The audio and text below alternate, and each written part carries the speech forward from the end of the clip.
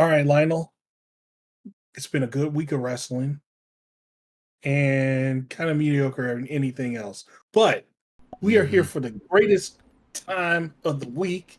And what is it, Lionel? It is time for this week's episode of everyone's favorite podcast, Off the Top Rope. Hell yeah. Y'all know how we start this. You know, if you don't know what Off the Top Rope is, it is a wrestling podcast where we talk mainly about AEW and New Japan Pro Wrestling. We are going to be doing some New Japan Pro Wrestling. We have the New Japan Cup coming up pretty soon. So you're going to hear our predictions about that. We have brackets. There at some point we're going to do that. We're going to be talking about that. But for now, if you want to hear more from us away from the podcast, please make sure you follow us on Blue Sky.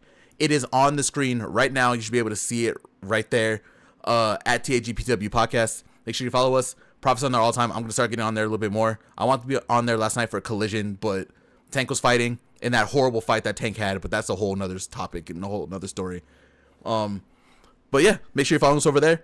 We talk a lot on there. A lot of people, a lot of good conversation happens over there. Also, our tags are on this video also. Please make sure to follow us also at Shikoku, at Prophet. Follow us. You get to hear everything we talk about because we don't just talk about wrestling. We talk about everything. And if you are not on YouTube and you still want to listen to us on the go, you can listen to us on Podbean and Spotify.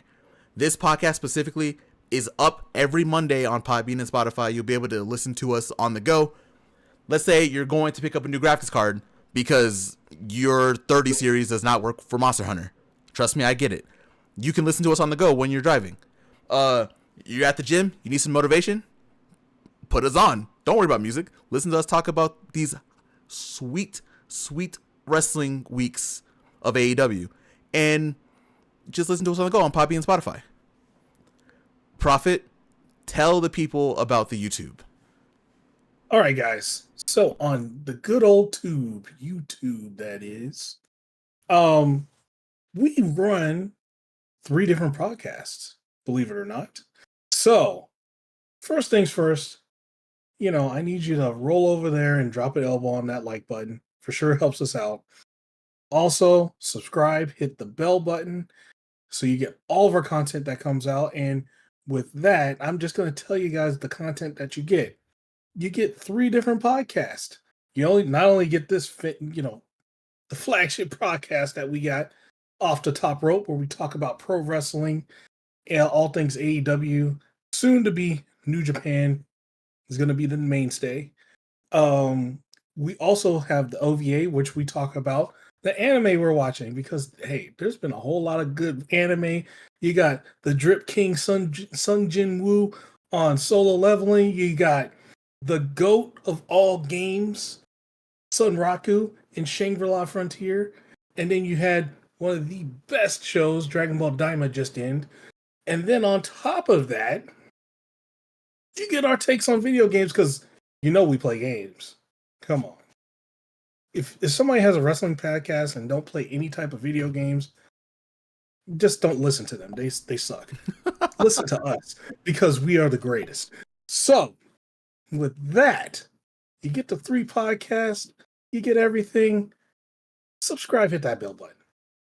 It will enrich your day. So, with all of that, let's get to the show. Man, usually we have a little topic that we talk about beforehand. I'll just say Elimination Chamber happened last night. I don't care. We're talking about AEW. So yeah, like normally we have like little touches on what happens at big shows everywhere else. I don't know if you want to talk about Prophet. I'm whatever. Hey, I didn't really pay attention. I'll be honest. I didn't pay attention to Elimination Chamber. Shit, I didn't even know it was happening. So all I know is only thing I saw 2 things. Right, Jade Cargill beat the shit out of Naomi, and John Cena turning heel. That's it. Yeah, that's all I got. Yeah, I think I think John Cena turned heel because his bald spot's coming in, but that's it. He can shave That's his all I head. got. Shave his head. No, he ain't gonna let that go. Come on. There's someone on AEW that needs to shave his head too on Collision, but we'll talk about that when we get there. We'll talk about that. But But man, yeah, man, mm-hmm, that's it. That's it. that's it. I think we can just roll on in to some good old fashioned, very good episode of AEW Dynamite. Oh man, let me tell you, the AEW Dynamite was a banger, man. Like, I don't know, you put the flame, like you anything you want to say about Dynamite, that was great. It happened in this episode, and any of the grifters that say otherwise, they don't know what they're talking about. I guess I earned us a downvote right here, but who cares? I mean, I just said I don't care about Elimination Chamber, so that we're swimming in them right now. So who cares? Yeah. Hey, our resident grifter, how you doing?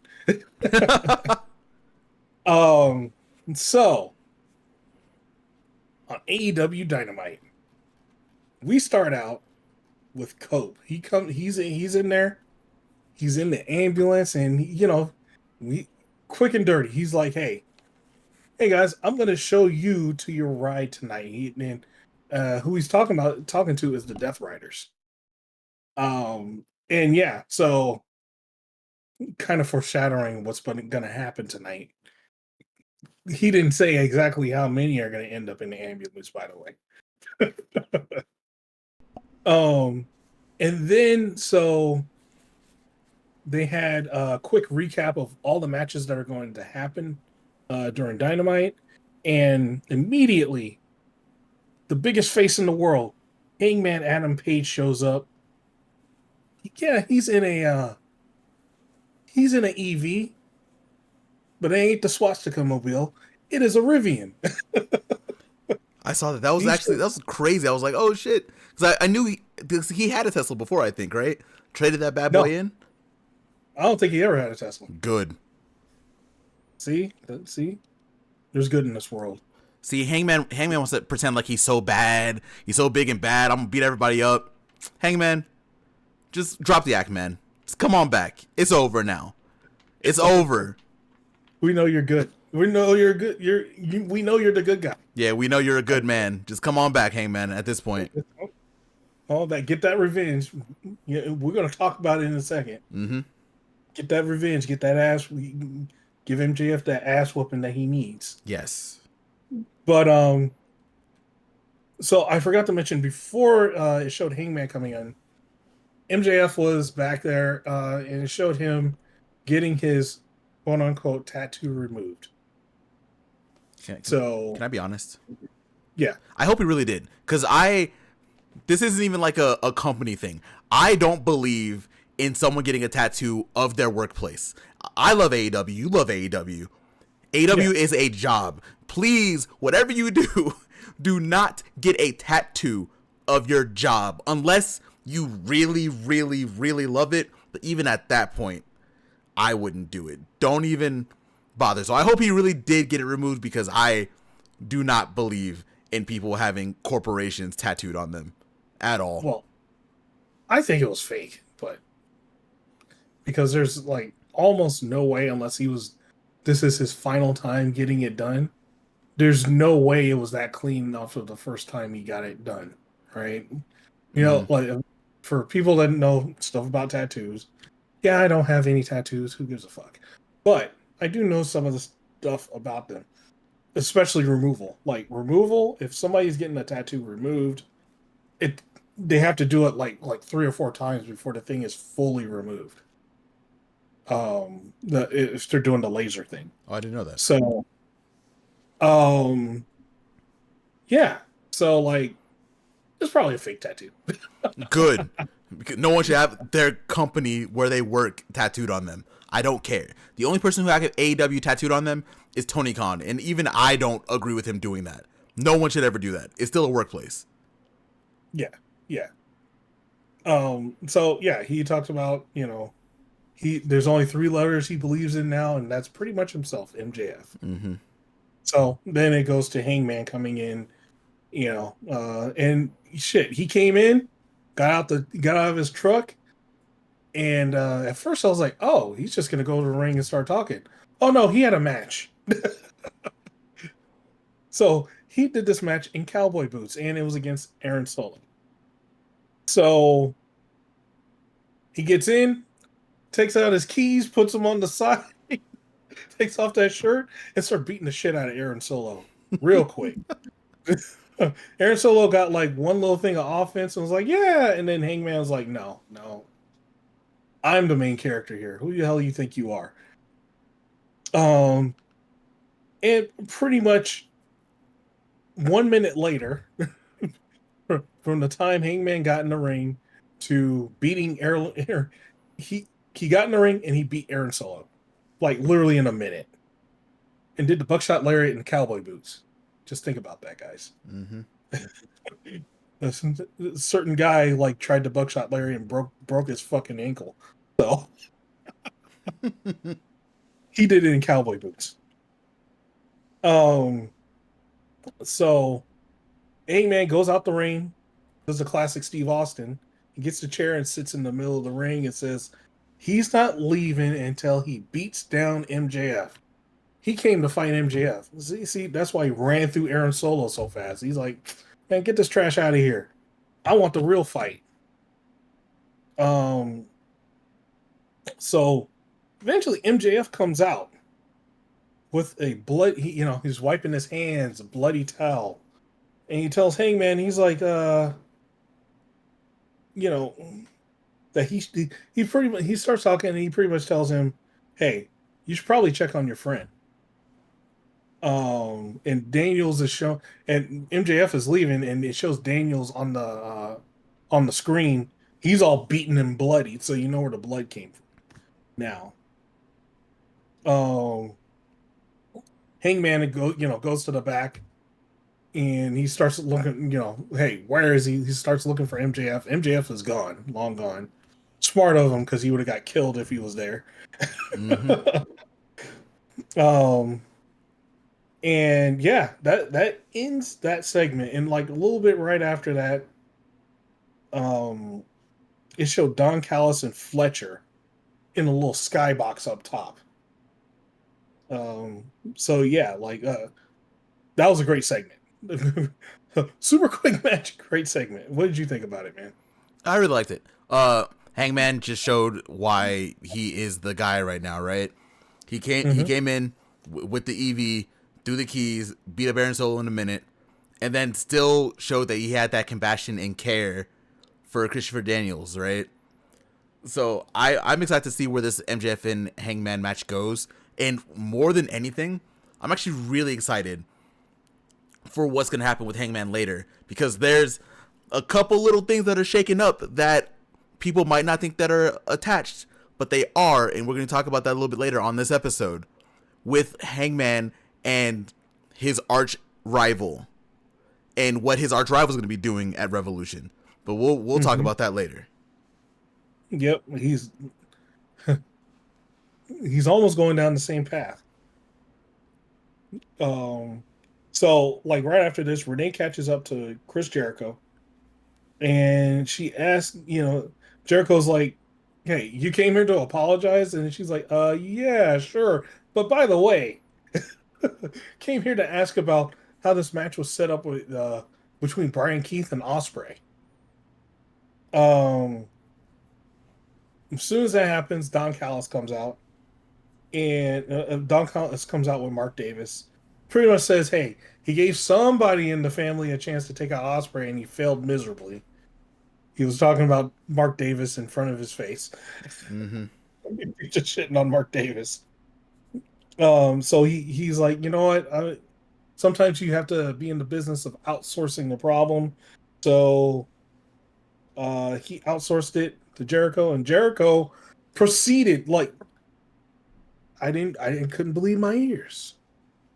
But he proceeded to completely put over Brian Keith, which was great. Like he was like, "Hey, people seem to tend to think it's all about size. Hey, that does not matter." And he's like, "What I do know is like he's like, I don't have to like help anybody, but some of the people that I want to help, I willingly do it. He's like, Brian Keith is a future in this business, and he is a future world champion. And you're gonna see. I was like, I had to do a double take. Hell yes. He put over somebody other than himself, which well, in character also, like on top of that. So Mm-hmm. yeah, I was like, wow, okay, that's great. And yes, Brian Keith is the shit, by the way. He is. And say what you want about Jericho. I have very openly on this podcast talked about how bad the learning tree is, right? Mm-hmm. I'm not going back on that. That's my opinion. The learning tree is not good right now. At the same time, Jericho is a legend in the business, right? And as much as I don't like the storyline he's doing with the learning tree right now, he has an eye for people, right? And we've been talking about the Bounty Hunter, honestly, since before the podcast, for a long time. So it's nice to see him get his shine. And it's nice to see him on TV all the time. He's doing such good things on TV right now. Like, he's bound to be a champion. At some sooner rather than later, he's going to be a champion in either AEW or Ring of Honor, and I can't wait to see it. Man, I was like thinking of like, I was like, where would he best fit? Like, in all the title pictures. I could for sure see him as TNT champion. And also, I could for sure see him as international. Do you know where I want to see him immediately? Where's that? I want to see him in a feud for the Ring of Honor Pure Championship with Lee Moriarty. Woo! That's what I want to see. Yeah, people ain't ready for that. Exactly. we also need Ring of Honor to be important, right? And as much as it is frustrating to have people that are mostly on AEW coming over to Ring of Honor and being champions there, that is a feud that can really hold up Ring of Honor, in my opinion. I feel like Lee Moriarty and Brian Keith could do amazing things as a feud. Yeah. Especially for that Pure Championship, because Bounty Hunter can do it. Oh, for sure. And Lee is like one of the best wrestlers on the planet right now. I don't care what anyone says. Like, if you've seen how Lee has been moving lately, you've seen his confidence. We'll talk about on Collision. Lee Moriarty is walking in here as one of the best wrestlers on the planet, and he will guaranteed be the best wrestler on the planet within the next 5 years. Oh, easy. Oh man, yeah. I also do think so. Like, Lee's gonna get his time. He's gonna get, he's gonna come up. And once he does and gets that, nice repackage and he comes up, he's gonna be a beast, man. Hell yeah. We'll talk about it on Collision. We'll talk about what he did on Collision. Just, they're already building him up. They're already building him STP. So they've got to keep, right now, AEW just has to keep doing what they're doing.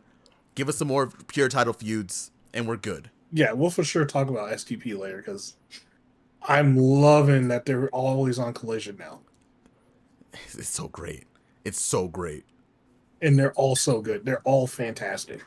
They can be a top heel faction over there on Collision. They're pretty close to being it already if they're not already. Yeah. But yeah, man. So this led into the match between Ospreay and Brian Keith. Let me tell you, that was a match. Yeah, it was. So this match starts out and it's pretty grounded in the beginning. Because, I think most people thought it was going to be all kind of flying and all that stuff. Nope. You ever watched Brian Keith before? Sure, he can do a little bit of the flying and stuff like that, but he's pretty grounded. And this match was grounded and, like, a lot of his style. So they started chain wrestling in the beginning. Ospreay took control early, and they had, like, a quick chop battle with, Ospreay backing Brian Keith up to the turnbuckle, and Brian Keith was like, "Oh, well, I'm gonna do a little shade of Abdullah the Butcher and do that double chop to the throat." And he did that, got Ospreay off of him, and Yeah, at one point during the match, Brian Keith fakes like he's gonna do a springboard, and Osprey falls for it, and he tosses Osprey outside the ring.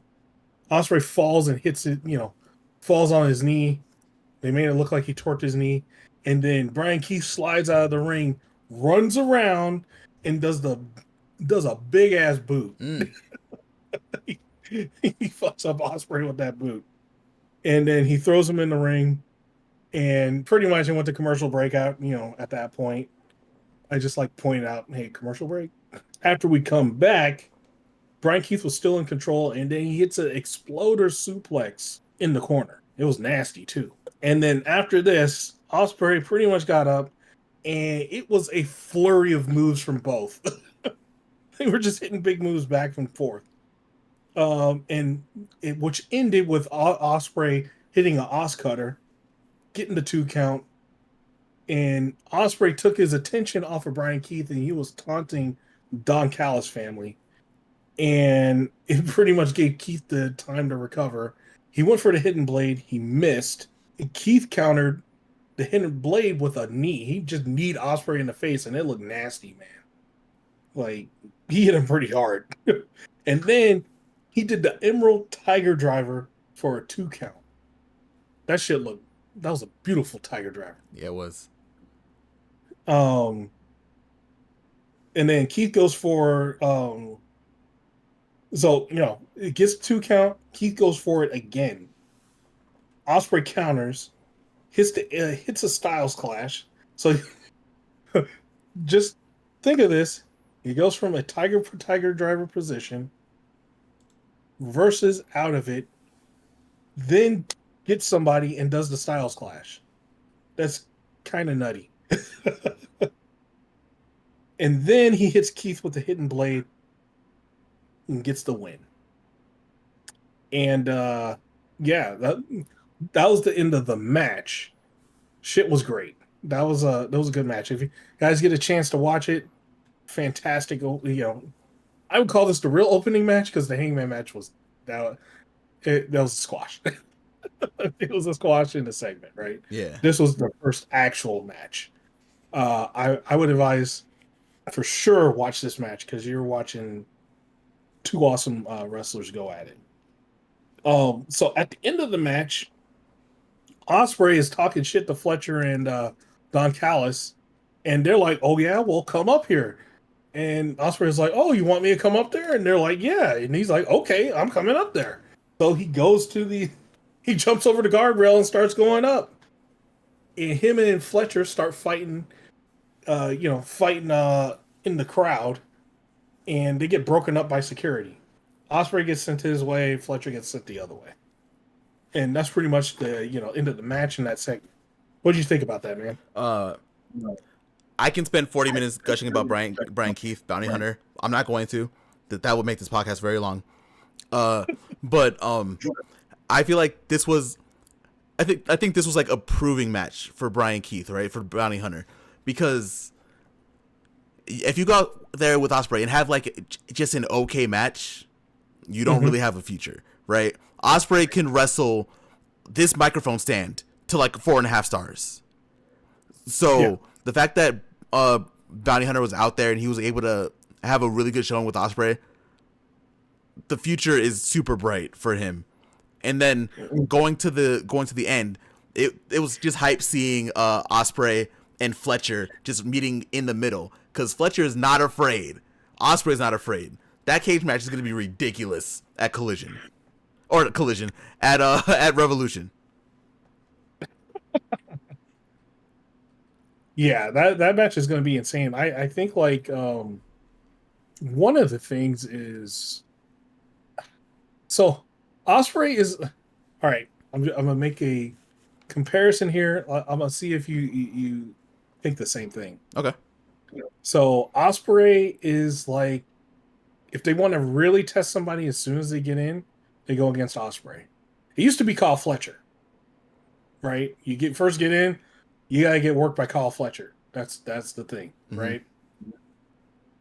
On the flip side of the women's division, it's Chris Statlander.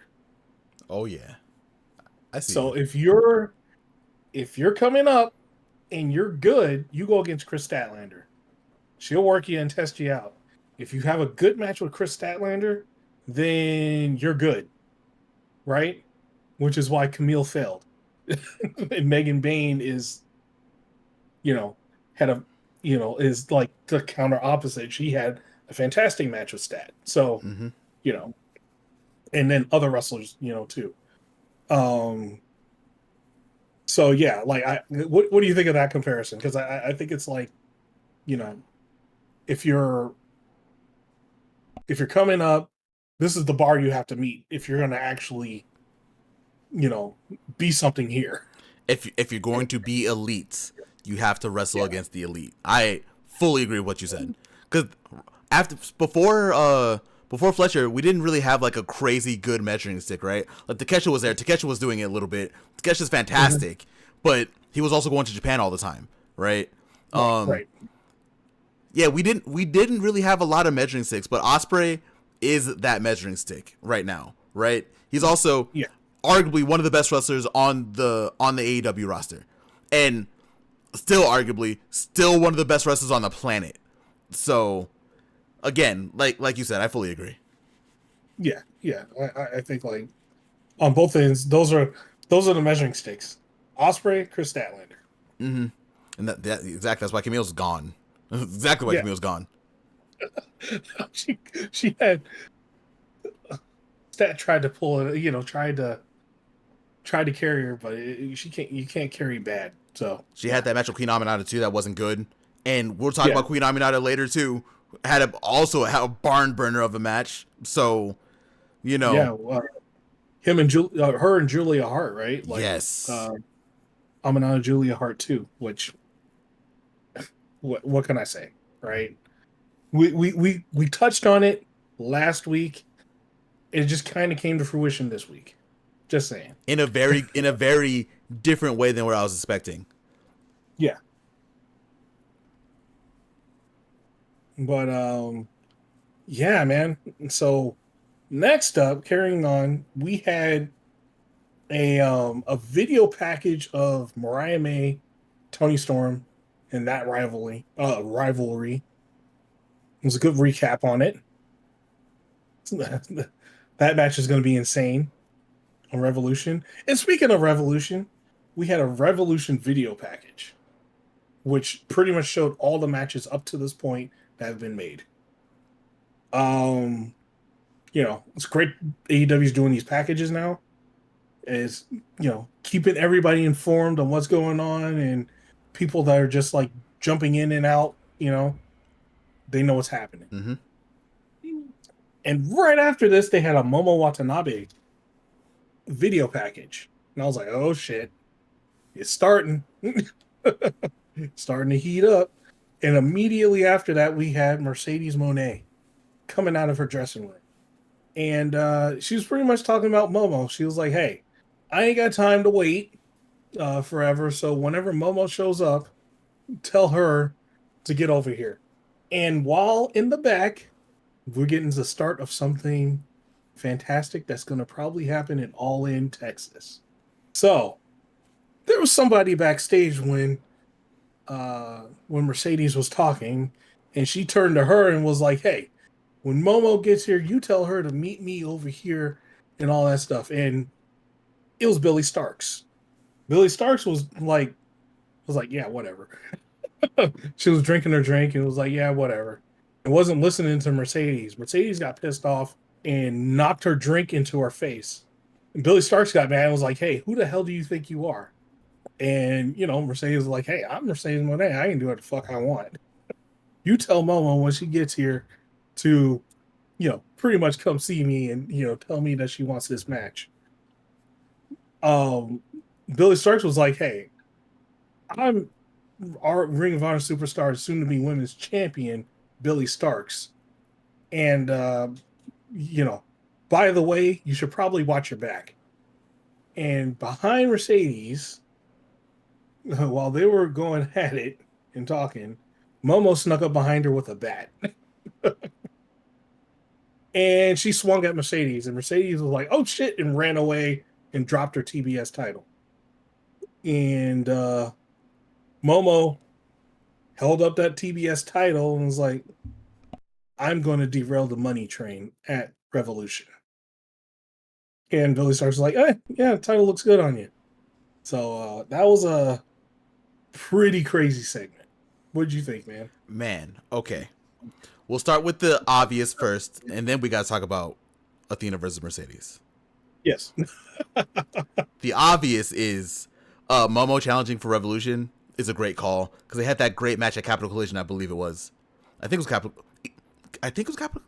Whatever that New Japan show was, I can't remember the name of it now. That's my bad. I think it was Capital Collision. Yeah, I think it was Capital Collision. Yeah. They had that great match there, right? So it's cool to see Momo cashing in her opportunity that she got at the Tokyo Dome for this.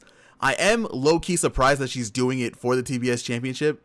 I kind of just assumed it would be for Stardom's red belt, right? I assumed. I was wrong, and I'm happy that I was wrong about that. Because that match is going to be a barn burner at Revolution. Like y'all thought Chris Statlander and Mercedes was good. This is going to be on that level. It's going to be on that tier.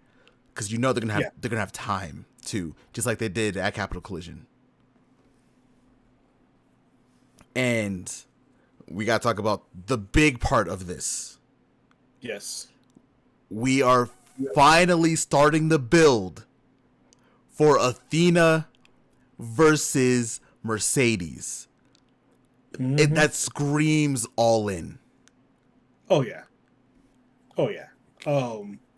So, right after this, pretty much they started going to war on Twitter.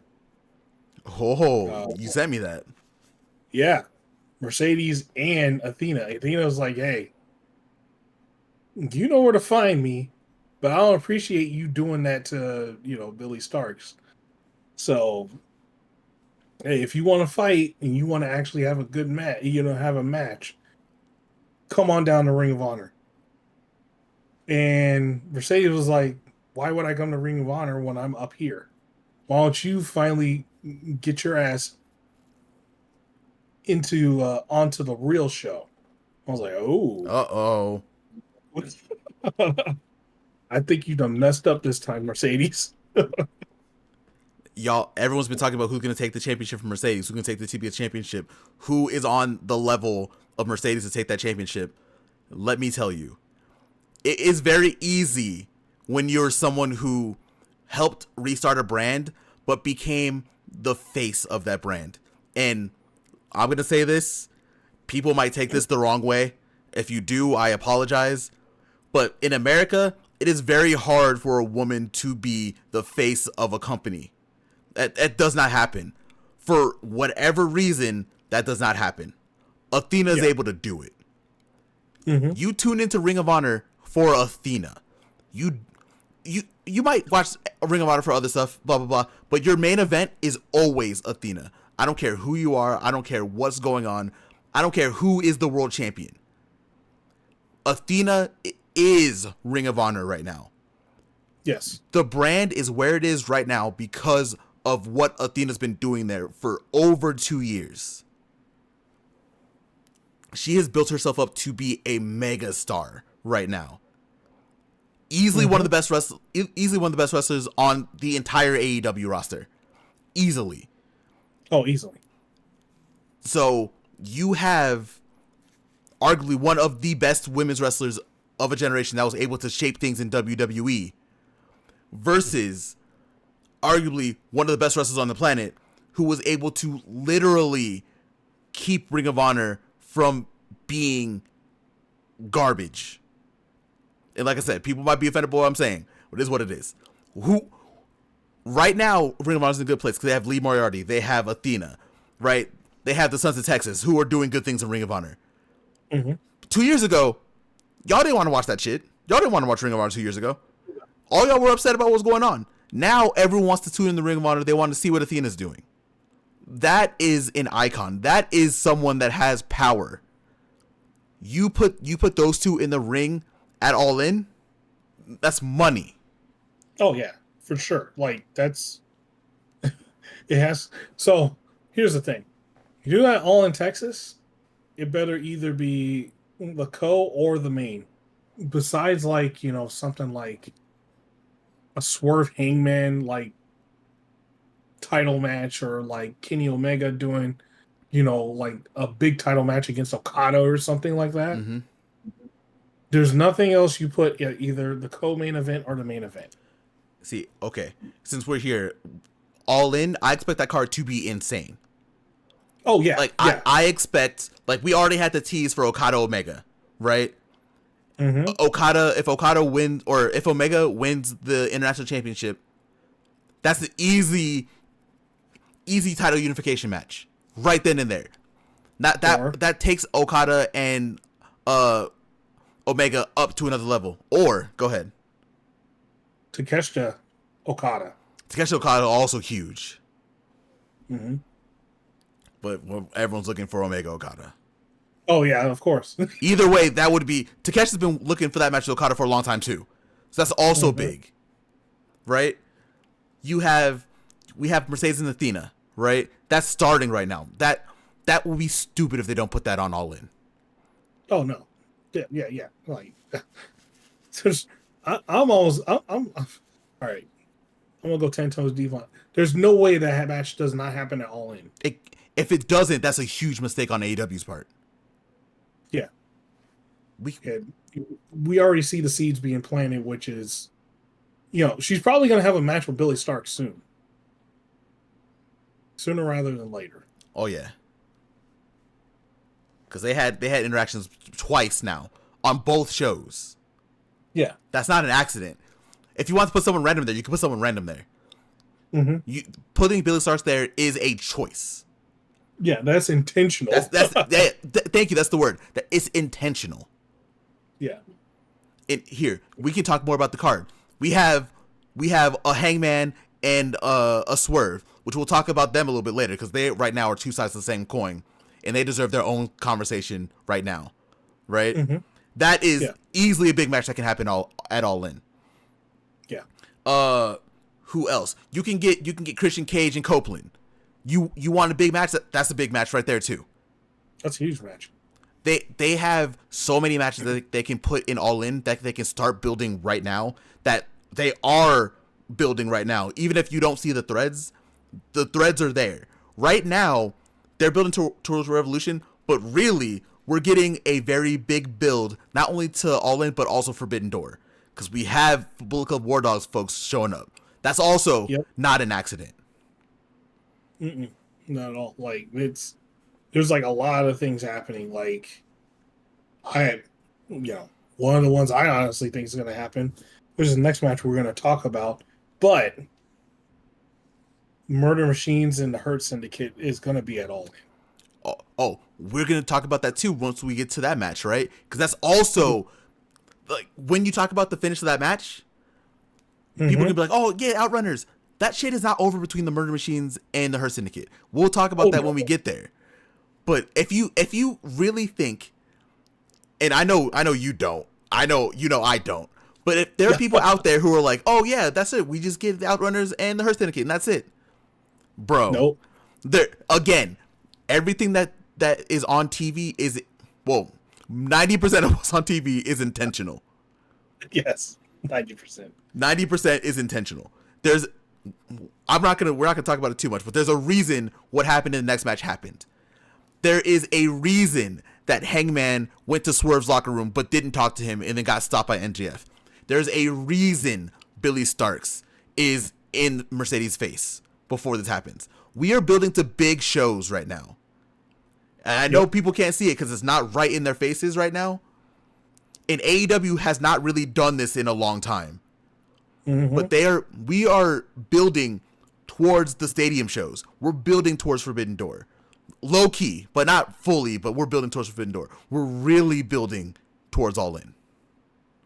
Oh yeah. We're really building towards All In. I feel like a lot of Forbidden Door stuff, though, is going to start picking up after Revolution.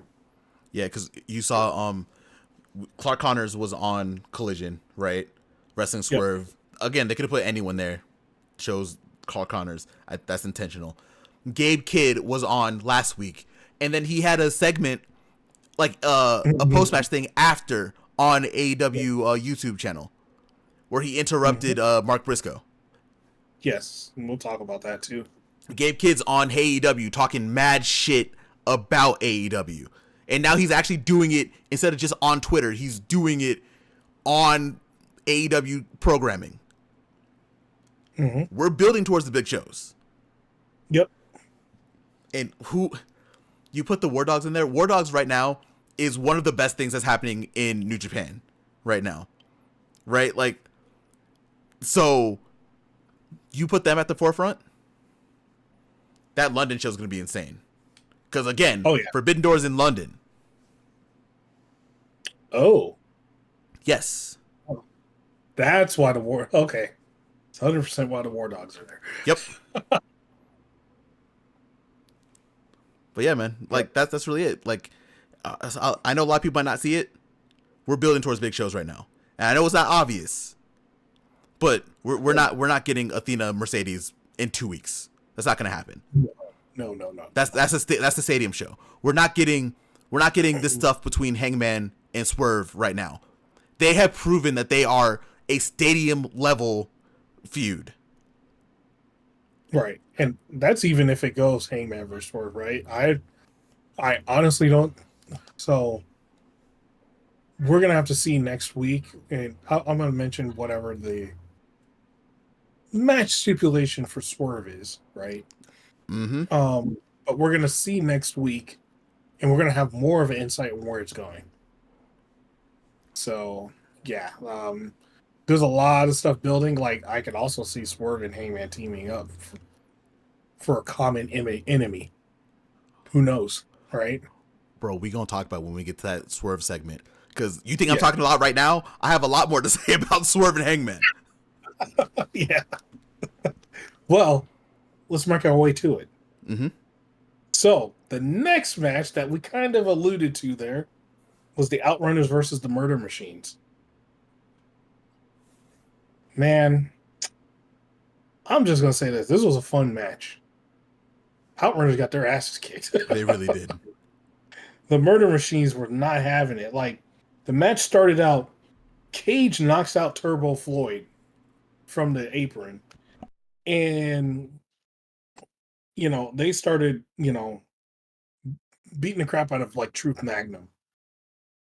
And then, a little bit into that, the Outrunners, they got back in the ring and they started fighting back and they took control for a second, like a short little bit.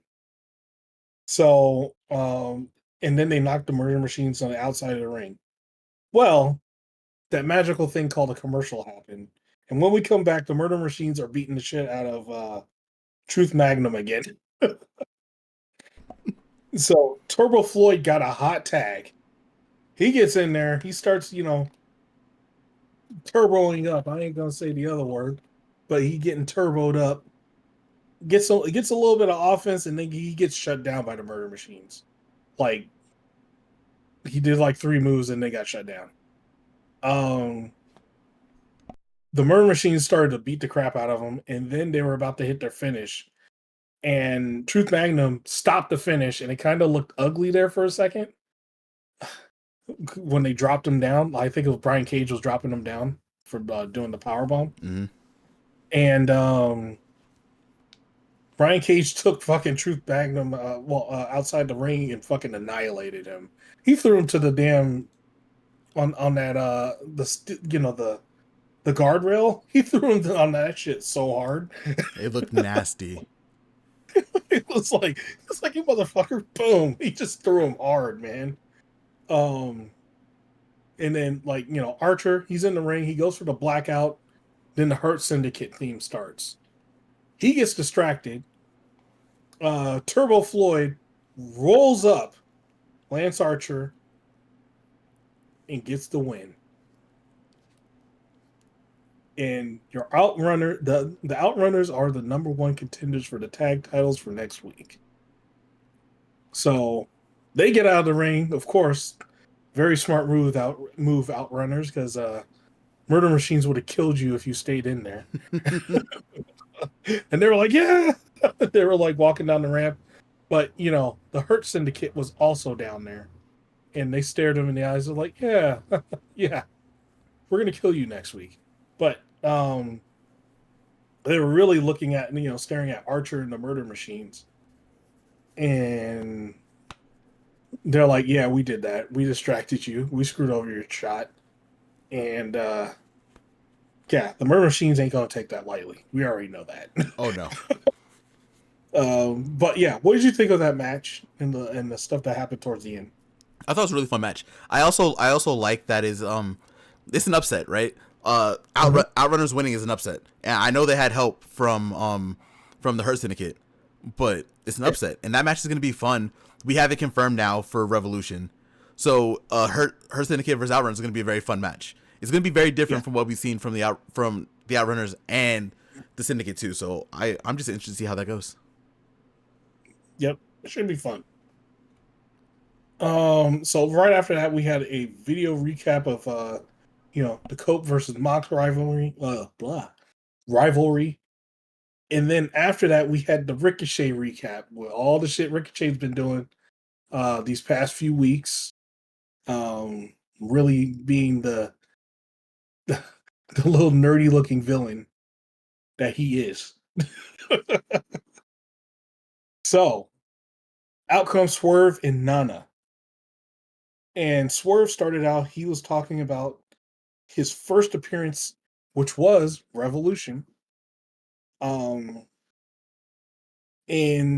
talking about how he looked Tony Schiavone in the eye and told him that he will become the AEW World Champion, and that was his goal. He also talked about, you know, making history, becoming the first Black AEW World Champion.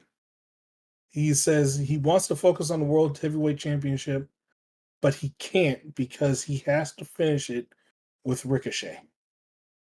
And he's like, pretty much till he gets his hands on Ricochet, he can't focus on getting that title. And he wants to.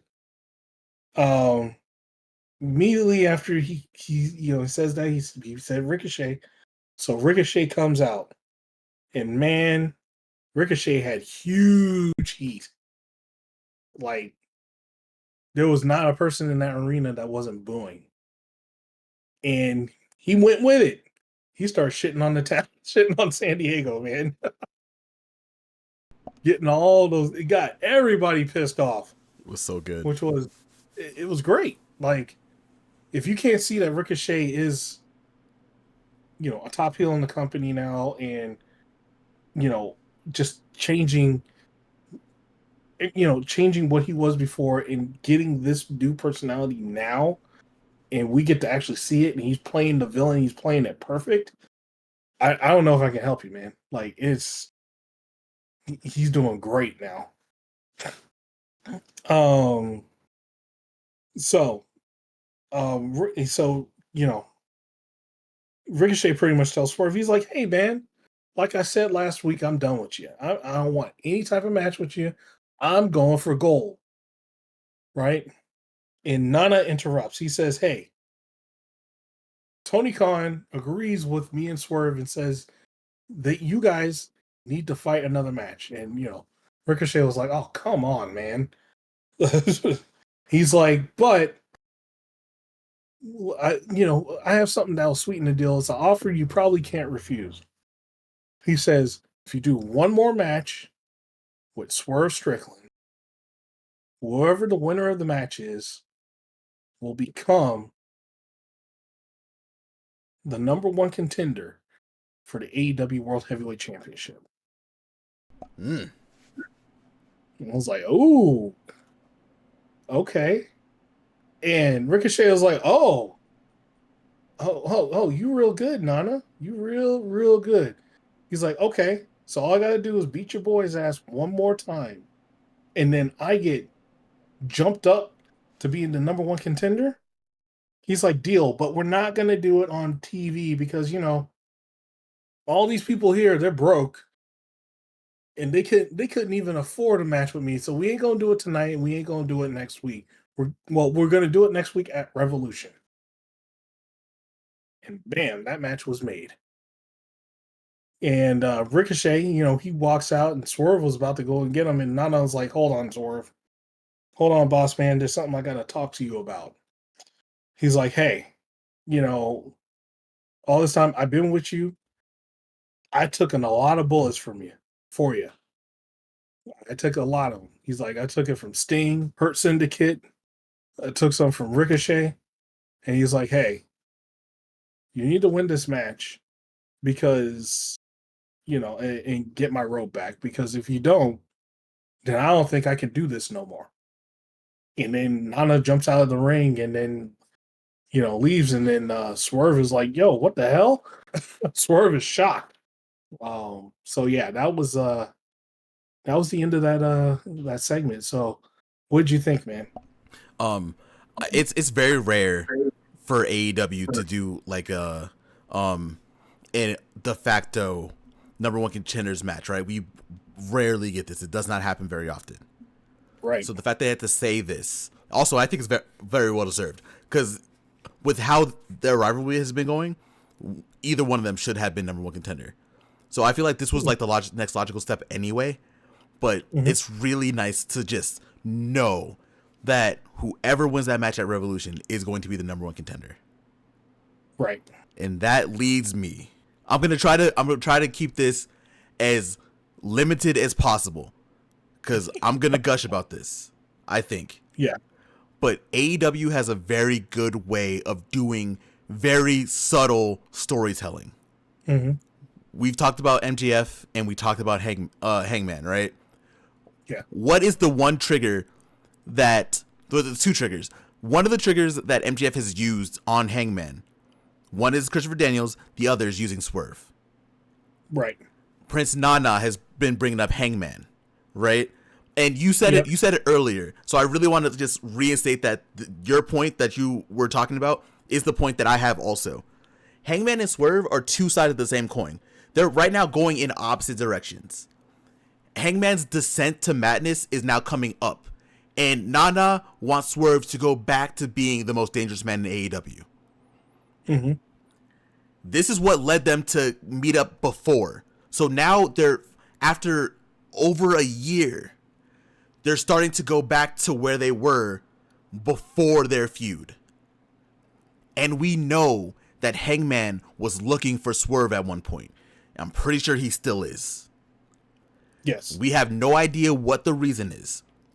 We're not going to know until Hangman says it, because it could be anything with Hangman. Right? Swerve, as much as he doesn't talk about it, he's saying that he's been obsessed with Ricochet, but the reason he's been obsessed with Ricochet is because of what happened with Hangman. He said so as much. Mm-hmm. He can't let this go because of what happened with Hangman. So Swerve hasn't been asking for it, but Swerve also needs to figure out some stuff with Hangman. And that could lead to anything. You said it could be a team up. I said it could be a match. It could be anything. But all we know is that now these two are going to go down the same path that they were going before. And now we have that AEW World Championship stipulation hanging over them. And we know both Hangman and Swerve have been gunning for the World Championship. They've just been taken out of it. Oh. Yep. So now, I just thought about it. Yep. Now they already had a reason to link back up, right? But now it's going to be inevitable because after Hangman is done with MJF, Hangman's going to beat MJF, by the way. I hope you all know that. Hangman's going to beat MJF at Revolution. He's going to beat his ass at Revolution. He's going to beat his ass at Revolution. Hangman's going to win that match. Swerve is going to win his match against Ricochet. They're both going to be very good matches. They're going to win their matches. Their logical next steps, Swerve is going to be going after the world title. Hangman wants to go after the world title. Hangman also needs to talk to Swerve about something. They're going to collide. And whatever they're going to do is leading us back to where we were a year and a half ago when they first met up. Right? Hangman is where Hangman is becoming that good guy again. He's trying to get rid of that outer shell that Swerve caused for him. And low key, Swerve is doing the same thing because there's an outer shell that Hangman caused for Swerve also. That number one contendership is going to be the biggest reason that they're going to collide again. For whatever they're going to do, is going to be for that. Okay. And that's where I am. That was my thought. Okay. So I'm gonna come back with my thought. Now I just thought of when you were talking. Mm-hmm. I don't think they're gonna collide in the way you think. It's possible. So I feel like, because like after you said that, so here's the thing: MJF is still going to be out there, and who knows if Hangman's going to be done with him after the match, right? Mm-hmm. You might do something else to piss Hangman off again. We'll say Swerve wins the match, right? Right. Gets the number one contendership. MJF would be pissed because he didn't get a shot. He didn't get a chance. I could see an MJF trying to, attacking Swerve with Ricochet. That's very possible too. To where like Hangman and Swerve have to team up. Yep. Mm-hmm. And Hangman comes in for the save, and then those two are kind of forced to working it out or being neutral with each other. Oh yeah. Oh yeah. Talk, Prophet. So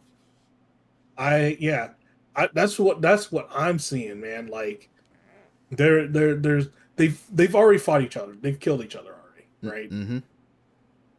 Now they're both in the same boat, and they both have common enemies in a way. I just feel like they're both there's something going to happen to where they're going to team up. And this could lead up to them teaming up after the fact, right? Mm-hmm.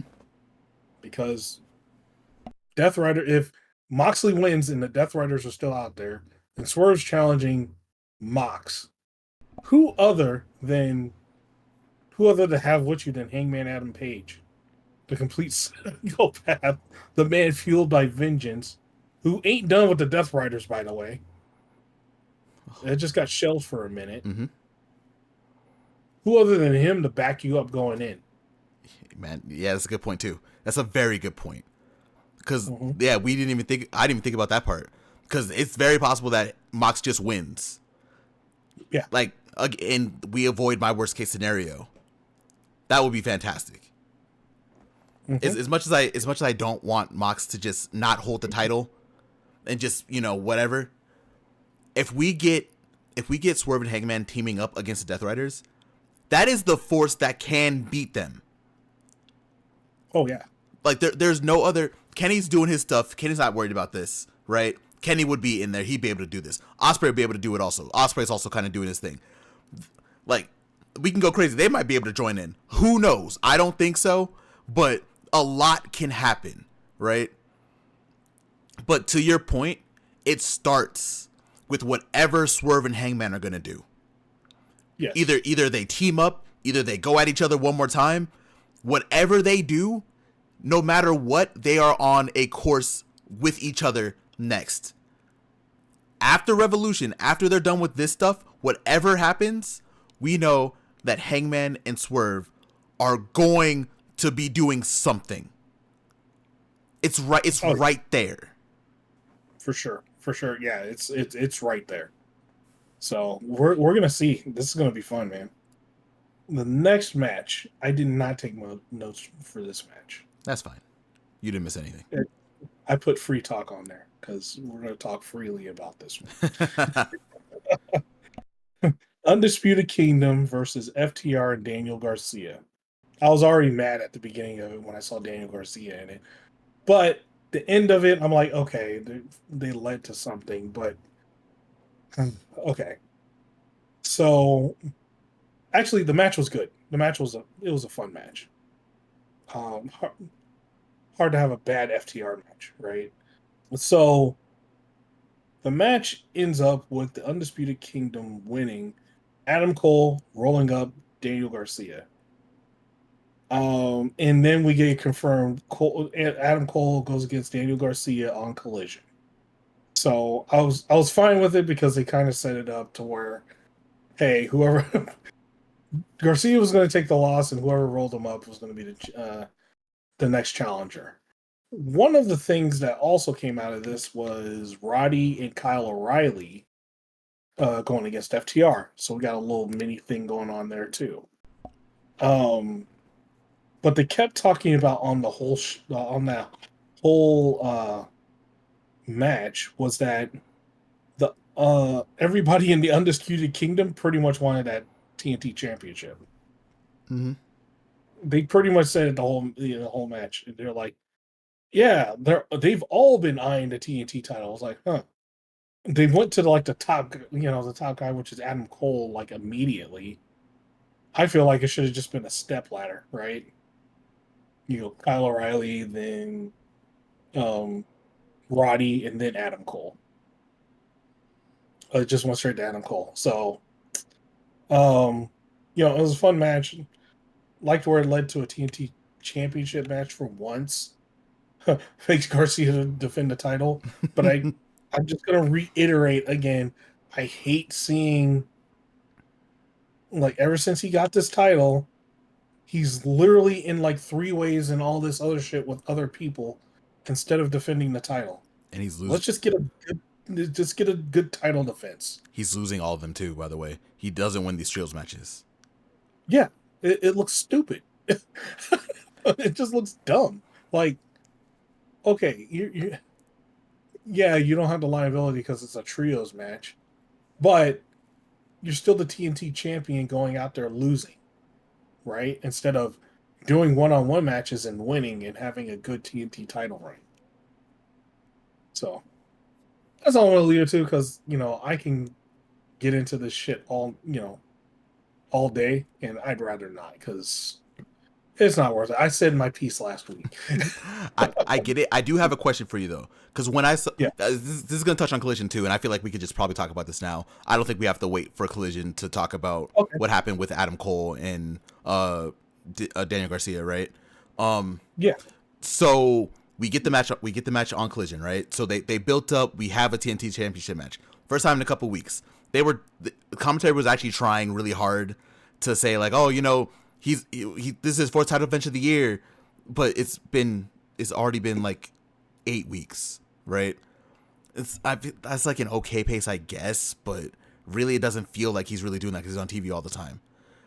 But the question I had for you is, do you think they had to do all this for I guess the best way to say it is a TNT title division? Because now there's at least 4 or 5 people minimum that are going after Garcia.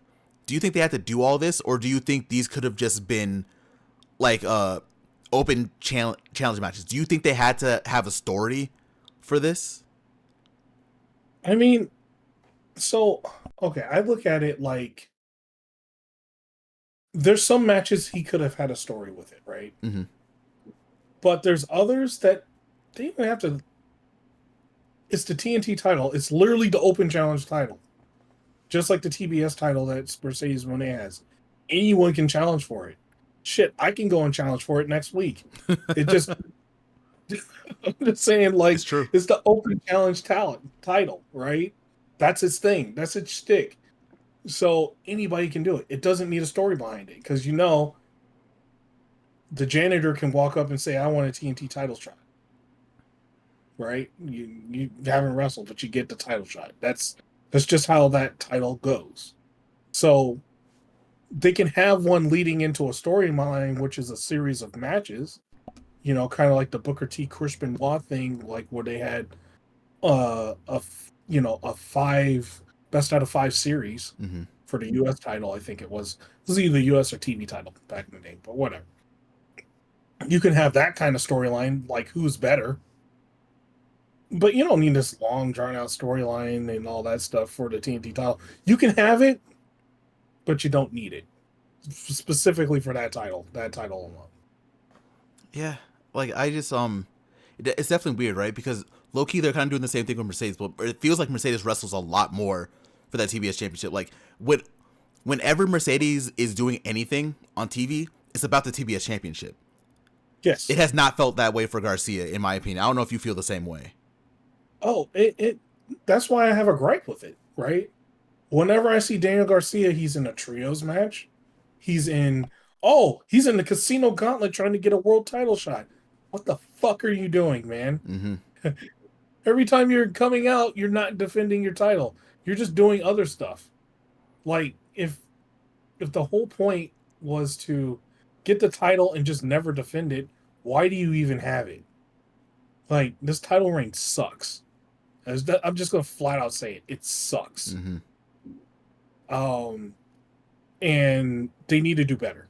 Like, they might need a clean slate. He needs to lose that title and get somebody with that title that's gonna do the title justice. Because, like, yeah, I just don't see it with right now. Daniel Garcia's title run is crap. It's just not good.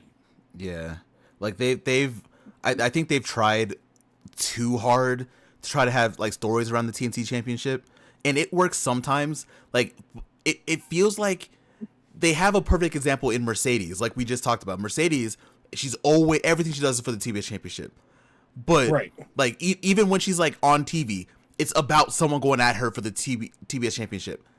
For that Right. for that beginning for Garcia, it definitely was not like that. Like it's built to be that now, and we have a division around it, but it just doesn't feel organic. And I think that's my main problem with it. It doesn't feel organic, and I think I just have to agree with you. Like the matches he's been having are good. Like the match that he had with Adam Cole was a great match. It ended in DQ. We're not going to talk about on Collision. I'm not. We're just going to skip over it, honestly. But Yeah.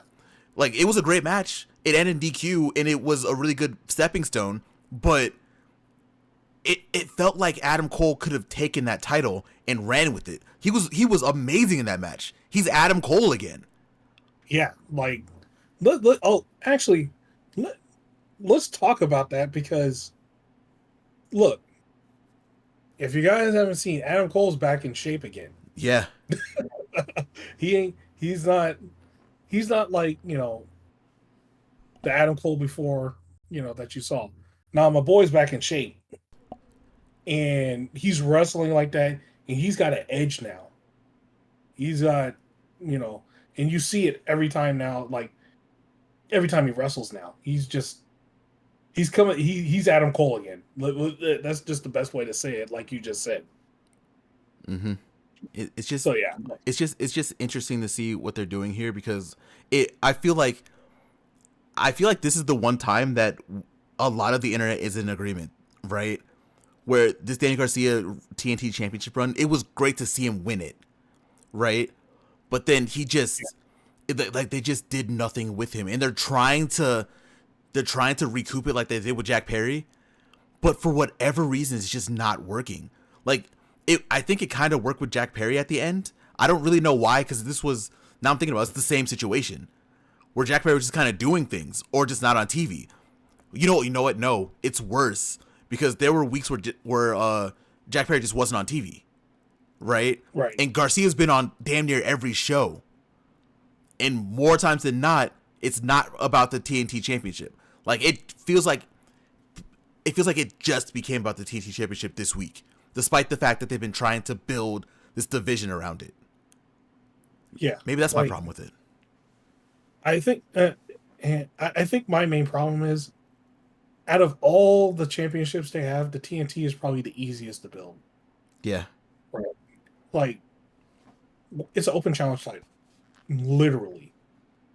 So, you can have, like, when Adam Copeland had the title, right? He was going against everybody. Anyone, everyone. Mm-hmm.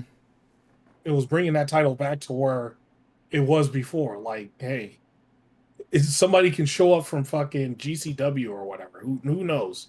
Who knows who's going to show up? That's the nature of an open challenge title.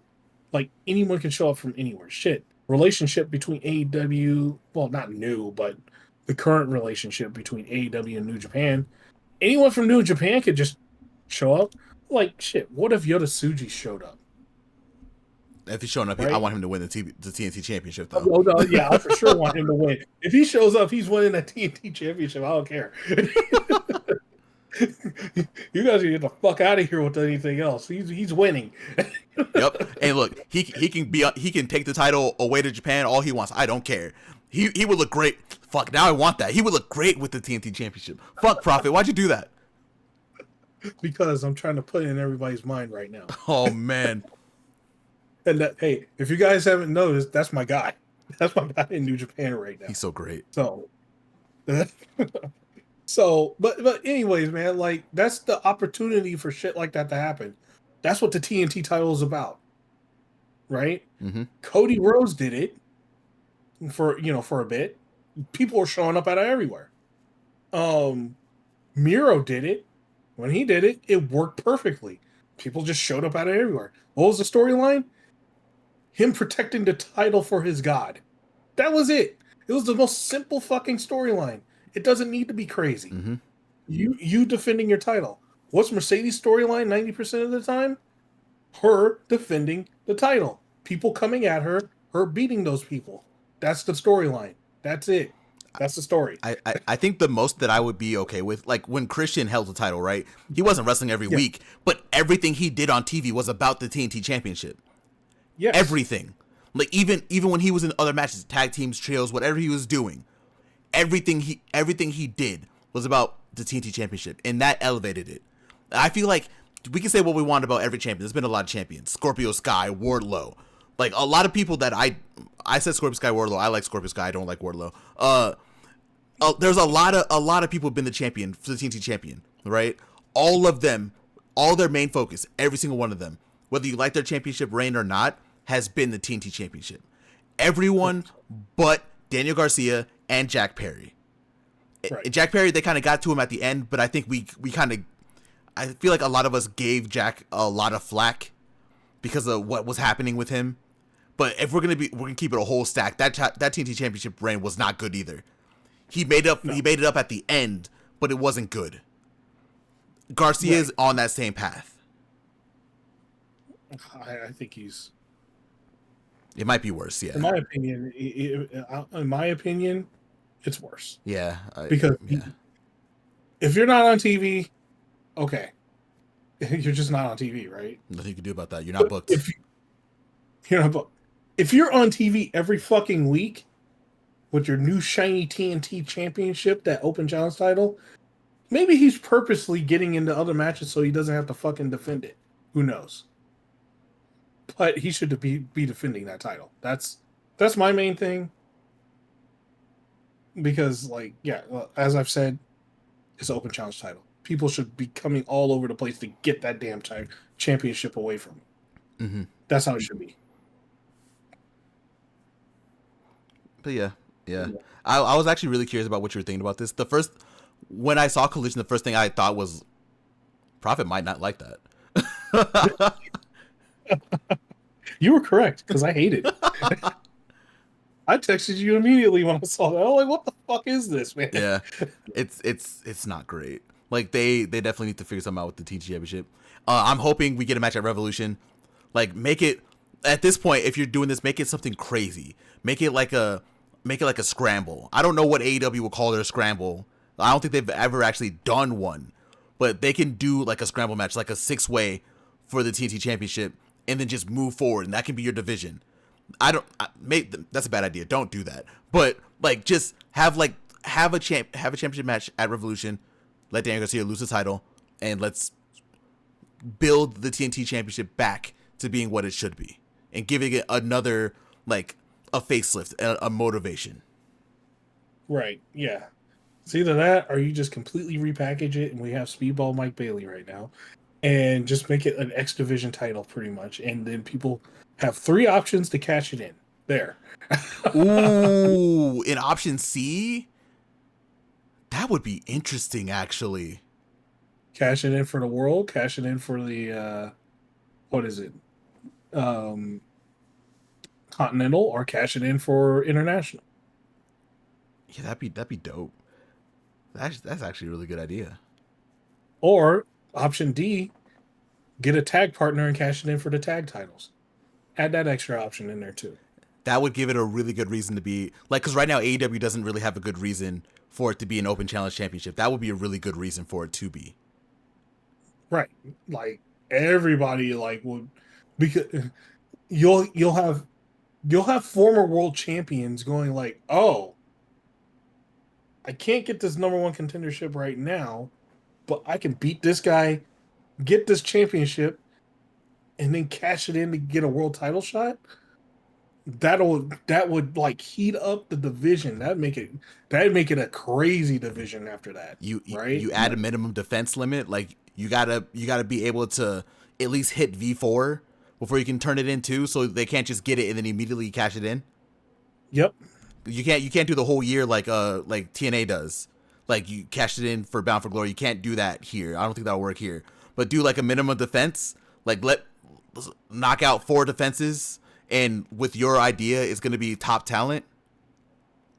Then if you have the option to cash it in if you want to cash it in. Yeah, or it'd be anybody. Like it could be everybody they want to build, right? Like it could be. It's literally anybody. Like you can have somebody that's like, "Nah, I want to be the TNT champion. I'm gonna be the gatekeeper TNT champion till the end of time. Easily. And you got to beat me. You have to beat me in order to get this title. In order to get a chance at any of the other things, right? Mm-hmm. Like, you know." So you that way you don't have the belt flip flopping all the time, and you don't have it like, you know, as that MacGuffin like being like, oh, he is obviously going to lose this to Swerve, so Swerve can cash in or whatever, right? Like that's just an example. Yeah, yeah. Not everyone has to do the cash in. Like people can just want to keep the TT championship, right? Like easily. Yeah, that is what Speedball did in TNA. He was like, yeah, I don't feel like cashing in. I'm just going to be the best X Division champion ever, and he just kept it. Yeah. The same with Josh Alexander. Oh, hey, I'm mentioning 2 guys right now. Huh. Who would have thought they might be in AEW bound? What if? Well, one's for sure AEW bound. The other one is also for sure AEW bound. So, you know. Yeah, it's just not quote unquote officially announced yet, but like I guess his agent's the same one that has a lot of AEW stars, so Yeah. you know. 2 and 2. It's unofficially official, right? Yeah. So, yeah, I'm just saying, if we want to heat up this division, I know somebody over there is listening. You ain't gotta give me credit. No, motherfucker, give me credit. It'd be good. Just Main thing is TNT Championship just needs an identity again. That's it. yeah, it needs its identity. So I designed an identity for you guys. When you take it or not, you know, you're good. That's not free of charge. Also, we want what's the show you want to go to? What's the show I want to go to? Yeah, what's the show you want to go to? Shit, All In, man. Give us tickets all in. Give me another ticket. Give me another ticket all in. Hit me up with the ticket, man. Ticket, and hotel stay. Oh yeah. I'll worry about the flight. Don't worry about the flight. Just ticket, hotel stay. Oh man. But yeah, man. Like that's what the TNT title needs. It needs something to spruce it up. I feel like something like that, getting that title and being able to potentially cash it in for something else, and that also leads to say that somebody cashes it in, right? Well, you need a new TNT champion now. So then we get tournaments. You get a tournament, you can get it easy, like number 1 contender, like anything. Yeah. So I don't know. It leads to a lot of good stuff. But yeah, man. I think that was Hello, it is Editing Lionel here. We had a little issue with audio at this point for a few minutes. It does fix itself, so instead of trying to finagle that, I'm just going to tell you what we talked about. We got to the segment where Claudio was looking for Copeland. They start fighting. They come to the ring. Moxley shows up. Wheeler Yuta shows up. Marina Shafir shows up. Jay White shows up. And they're kind of brawling, and that's where we leave off. So I'm going to kick it back over to the podcast, and it might be a little awkward transition, but kind of just got to bear with that one. Moving over now. Marina Shafir was also there. So they were about to do the thing where they put the chair on the neck. And he was like, no, no, no, no. Get another chair, because he wanted to concerto Cope. Just about when he was about to do it, Switchblade Jay White comes out. So Switchblade comes out and he starts walking down the ramp. They get surprised and Cope pops up and beats the crap out of both Claudio and Wheeler with a chair. So he knocks down Claudio's pretty much out. He knocks him down. And after he took care of both of them, in a way, because Wheeler Yuta gets up eventually, Marina Shafir jumps on Cope's back and tries to choke him out. Cope kind of flung Marina Shafir off right when Wheeler Yuta was doing the Psycho knee, and she ate it. She got laid out. And so she was down in the middle of the ring, and then you know who rolled in the ring? Mr. Opportunist Jay White. He was like, oh, you were laid out, huh? Oh, and Wheeler, there's no one to protect you. Guess what's happening? He hits the Blade Runner on Wheeler Yuta, takes him out completely. And he's outside, keeping him at bay. So he gets the chair. Cope gets the chair. Concerto's Claudio. Claudio's done for. That's the first one in the ambulance. And then he looks down and he sees Marina Shafir. And they're like, no, oh, no, don't do this. Don't do it to Marina. Don't do it. And he sets Marina up. He has the chair. He raised the chair up. And shit, Jay White was like, yeah, go ahead and do it, man. Get them out completely. That's Jay White for you. He's like, go ahead, do it. I would have did it. Shit, he would have did it like 3 times already. But then Willow's music started playing. Willow came to the ring and was like, hey, don't worry about that. She got a chair and did it immediately. And concertoed Marina Shafir. So officially, all the Death Riders are out, minus Wheeler Yuta. He's the last one. He's going to get it the worst. But yeah, that was a great segment. What did you think about it, man? You know what? Funny enough, I don't have like a lot of thoughts on the segment actually. Like I thought it was really good. It's nice to see Willow come in here. It's nice to see Willow be the one to take out Marina. Like we were talking about Beth Phoenix. I personally prefer Willow to be doing it. Yeah. But Cope is just doing what he said. I think it's gonna be interesting. What's really gonna be interesting what happens on Dynamite this week with Yuta and Cope wrestling, which we'll talk about. Maybe not a lot on Collision because that's pretty much what it is. But it'll be interesting to see where that goes, and we might get a straight one-on-one match. Like I don't think there's gonna be no Moxley anymore. Yeah, after he takes out Wheeler Yuta, that's it. Yeah, Mox has to go one-on-one with him. So I don't really foresee anyone else joining the Death Riders for this, right? So it's probably just gonna be one-on-one, and we're gonna hopefully get a really good match out of Mox and Cope. That's my only hope, because we can't have another main event that's like okay. We just can't. Yeah. Like the only person that can probably interrupt it, and I hope he doesn't, is Jay White. Jay White should have a match on the card. It's sad that he doesn't. Yeah. So we'll see. We shall see. So right after this, we had Harley Cameron versus Deonna Purrazzo. This was your match of like veteran versus newbie. Because Harley was trying to everything, man. Like, and Deonna Purrazzo wasn't having it. She was beating the crap out of her, like throughout the whole match. Harley tried to speed it up. Deonna was like, "Nah, I'm just slowing it down. we're not doing that. We don't do that here." She was taking her time with Harley. And eventually Harley, fired up, started fighting back. But at one point, like towards the end of the match, Deonna Purrazzo hits that nasty powerbomb. I mean, that powerbomb looks. Whew, that's a nasty powerbomb. I love that she's doing that now. Love that's just in her arsenal now. Yeah, that shit's nasty, man. And then so she got the 2 count, and then she transitioned straight into the armbar. And as she was doing the armbar, Harley Cameron pulled out a thing herself, which was she rolled up Deonna Purrazzo, forcing her to release the armbar, and then hit Deonna with her new finisher. I'm just gonna call it Feel the Wrath. That's what That's what I'm gonna call it until we get a name for it. There is a name for it now. Oh, there is. There is. What is it?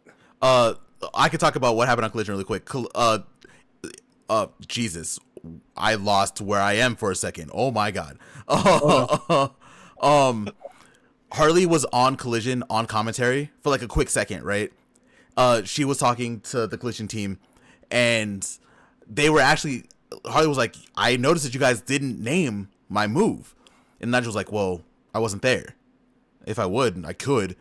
And then Tony's like, "Yeah, you got to name your finishing move." And then she's like, "Oh my god, that's it. I'll call it my finishing move." And then Tony's like, "So you want me to say when you hit it, that's her finishing move?" And she's like, "Yes, that's it." And so her move is called her finishing move. That's actually genius. It's super meta. I love it. That's just actually genius, man. And hilarious at the same time. Okay, so she hit her finishing move. That's what we got. That's what we got, guys. All right. So with that, what did you think about the Harley versus Deonna Purrazzo? I think it was a really good match. I know I'm not gonna make this long-winded either. This is gonna be quick. I know people are like, some people are annoyed that Deonna's been losing. I love Deonna Purrazzo. Like, if you listen to this podcast, you should know that. Wrestling's about building stars, right? Harley is a star. As much as I would like to see Deonna win more matches, I think this was a good use of her. She had like a decent match with Harley, and I would love to see where this goes next. I hope we get more from the Vendetta, because I definitely don't want them just to be on the side of just losing to everyone to build people up. But it's nice to just see her on TV at least, because she hasn't really been on TV consistently, especially since Rampage has been gone. Yeah, well, most of the time she's been on Collision a lot. So Now, yeah. I second that. I do need her to need them to put her on. If she's gonna be a mainstay somewhere, and you need somewhere to put her on Collision, because she could do all the things that pretty much Collision is right now. Is just, hey, solid wrestling. It's a solid 2 hour, the most solid 2 hours of wrestling you're gonna watch all week. Oh yeah. Right. You want somebody that can tear it up? Her and Taya Valkyrie can. Put them on there. Like, just have them as like kind of mainstays on Collision, and have them build up the Vendetta even more. I think the problem is like, they were building it up on Rampage, and Rampage is gone, so they don't have the time to build it up anymore. Right. And I feel like they need a little more time, but on a main stage or a mainstay like Collision. So get them on Collision, have them build up the Vendetta more, because everything's there. It just needs more. What is it? Refinement's not the right word. It just needs more time to bake. I guess is the best way to put it. It also sounds like they've been like teasing another member of Vendetta. So like, whatever happens next, I'm like I said, I'm happy for Harley, but I definitely want to see more from Taya and Deonna. Yeah. As much as I like that Harley's being built up, I definitely need something, Yeah, I think this was to tie a loose end, though. Like, I don't think she's messing with the Vendetta anymore. Vendetta's going to go on their way. She's going to go on hers. And then we're going to, and hopefully the Vendetta, whatever they get into next, they come out on top, right? Like Yeah. they're the top heel or whatever in that exchange, and they come out better for it. That's the hope, honestly. Yeah. But yeah. So yeah, I second everything you say. So that leads to our main event, and let me tell you, man, this main event that could have been a main event on any pay per view you put it on. Oh yeah. It was good. It was damn good. But yeah, Orange Cassidy versus Takeshita for the international championship. And man, so this match starts out. They're both doing the stare down. Orange Cassidy has his sunglasses on. And Takeshita looks at him and he takes off his sunglasses and he kind of rips those sunglasses apart and tosses them outside the ring.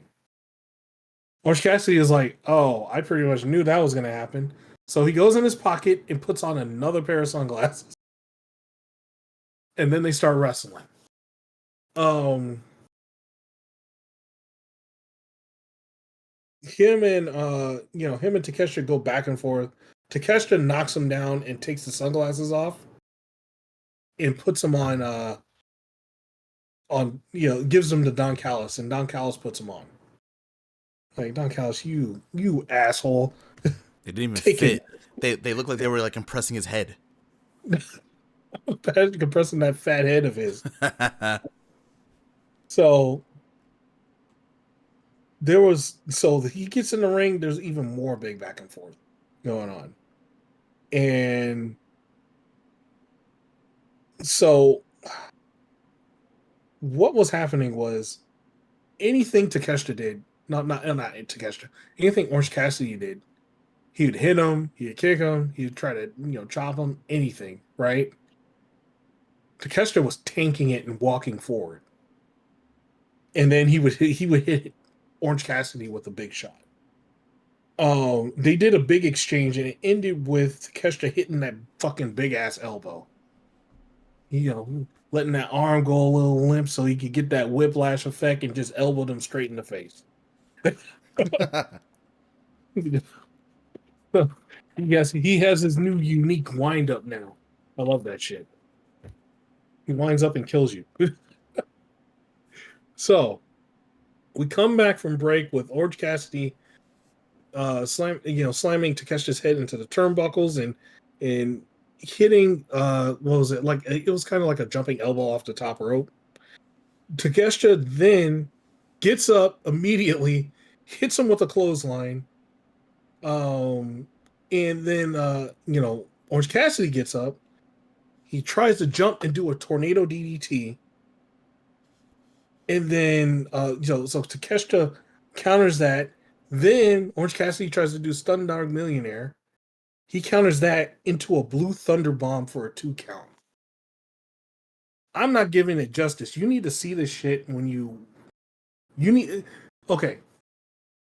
2 matches you got to watch. Brian Keith and Ospreay, Takeshita versus Orange Cassidy. Okay. Especially Orange Cassidy versus Takeshita, because some of the stuff they did was crazy. What I'm saying is not giving it justice. So they go to the outside. Orange Cassidy sets up the announce table. He's like pulling stuff off the announce table. Him and Takeshita are fighting on top of the announce table. He gets Takeshita and hits the beach break on the table, and that table didn't wobble or fall or anything. So they were both kind of like, they had to get up though. So there was a count going on. They both beat the count. They got in the ring. Orange Cassidy immediately hits the orange punch. Takeshita rolls outside the ring, and then Orange Cassidy runs, jumps through the ropes, does a big tornado DDT, throws Takeshita back in, and then before Orange Cassidy went back in, he gets his sunglasses again. He's like, "Hey, give me my shades back, man." Gets his sunglasses, puts those back on. He jumps off the top rope and gets completely leveled by Takeshita. Takeshita just destroys him. Takeshita then tries to pick him up and do a brain buster. Orange Cassidy counters with the Stun Dog Millionaire. And then, this is another insane part that I'm probably not going to do justice. He gets, so Takeshita gets up, he gets him in that, kind of like that wheelbarrow position. But then he kind of like moves into that, I forget what the move is called. It's not the Dude Buster. It's that weird. It's that weird pile driver that Takeshita does. I'm not sure if there's a name for it, but he does that. Gets the 2 count. Then he gets up. He picks up Orange Cassidy. And he was about to do a wheelbarrow suplex. It gets countered. Orange Cassidy does a code red out of that, which was insane. Takeshita kicks out at 2. Then he picks up Orange Cassidy, does the Raging Fire. It looked nasty because Orange Cassidy landed on his face kind of like a reverse Falcon Arrow. Takeshita gets the win. That was a hell of a match. What are your thoughts, man? Man, to start, I think that move that I feel like it's called like in a different version of like the Bastard Driver. That's what I've always kind of called it, right? That might be what that is, because like not Ospreay, Ibushi used to use it a lot, right? Right. Okay. Yeah. So maybe Bastard Driver. I don't know if that's the real name for it, but that's just what I've always kind of called it.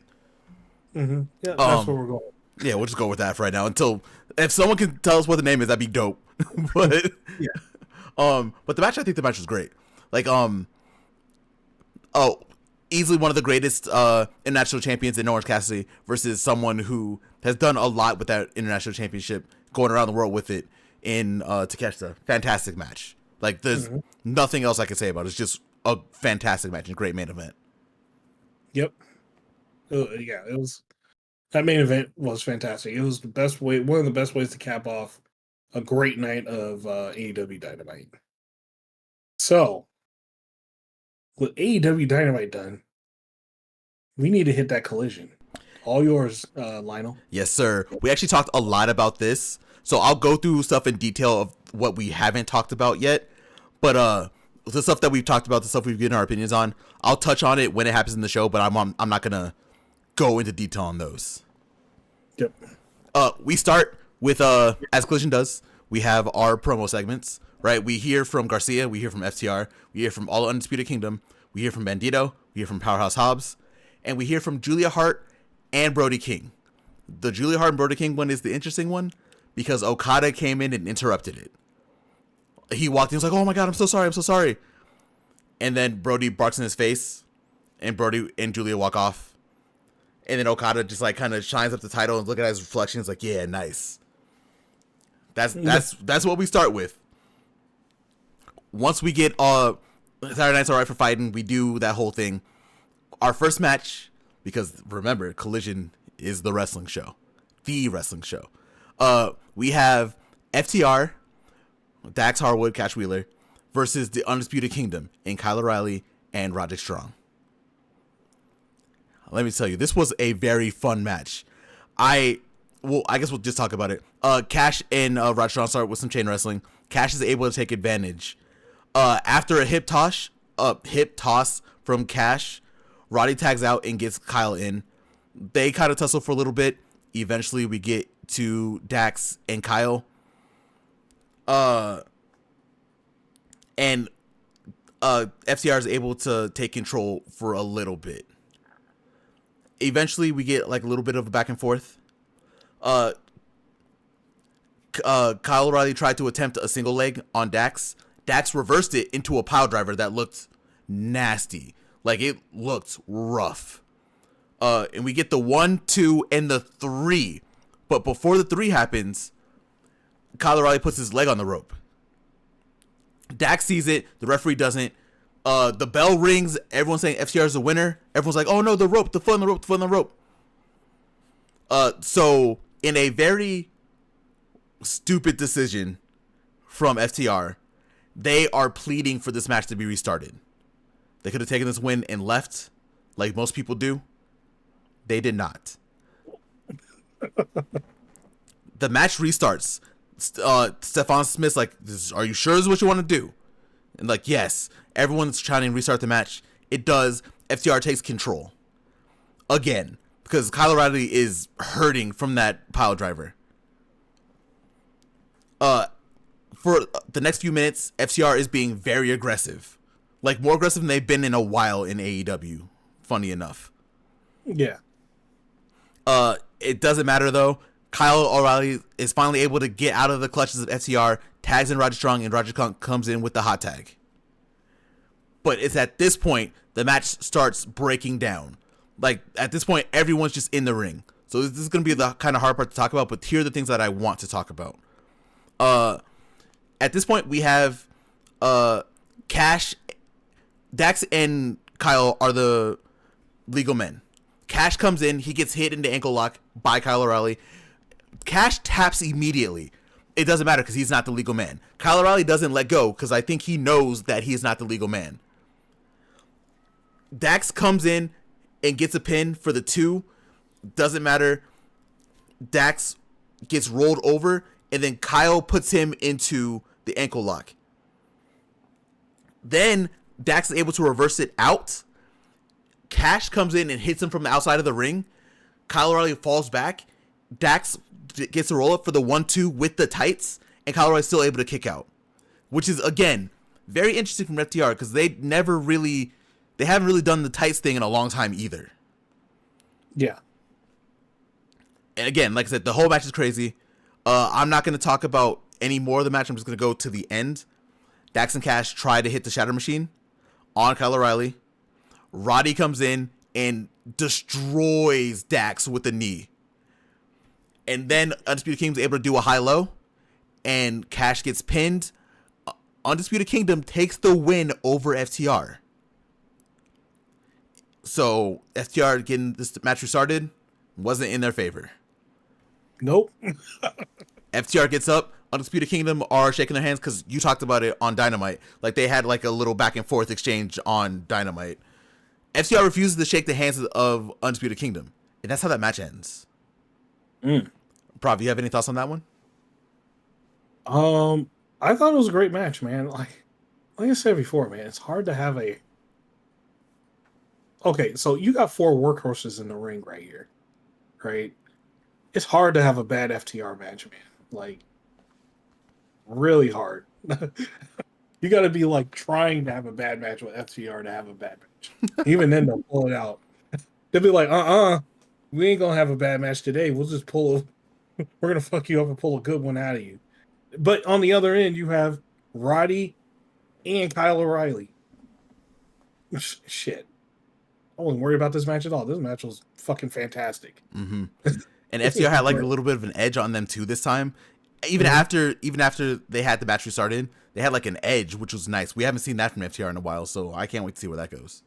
Oh, that's when FTR has an edge. That means they're going for a title. Oh yeah, that's championship FTR right there. So yeah, they're going for it. So Hurt Syndicate. Once they move up, they're coming after you. Whew. Next up, we kind of talked about this a little bit. We had a talking segment with Willow. They're showing Willow hitting the concerto on Marina, and Willow's really just talking her shit. Like, look, I'm the babe with the power. You see me with a smile? I think y'all forgot what happens when the smile goes away. So we're going to see more of Willow. It was nice to just see her in like a little backstage segment. It was fun to see. Yeah. Anything on that one? No, I think we're setting up Willow to. I'm not going to say she's going to be a heel or anything, right? But it's the setup to her being serious. Because she's been happy-go-lucky, got to where she was, and now she's like, all right, time to get serious. And it's going to be nasty for everybody that gets in her way. I mean, look, say what you want about Willow. Willow is the woman that has the most like hardcore match experience in AEW, in an AEW ring from the women. Like, yeah. She is in there. She scraps. So it's it's nice to see just her getting some more TV time and some more, just seeing her more. That's all I want. Willow's like one of the people who should be on TV every second. You put her in like the little lower third somewhere, always. Yep. Right after this, we kind of talked about these two, so I'm not really going to touch on them too much. I'm probably going to pass by them. We had Wheeler Yuta versus Willie Mack. Willie Mack, bro, it's time to let that hair go, bro. Like, I saw that bald spot right there, bro. And you got the pick trying to hide it. They ain't gonna hide it, bro. Let it go. Let it go, Willie. It's fine. Just let it go. The more your hair grows out, the worse it looks because the hole gets deeper. Yeah, it did not look great. Like I noticed it, right? I was like, ooh, bro, just let it go. Yeah.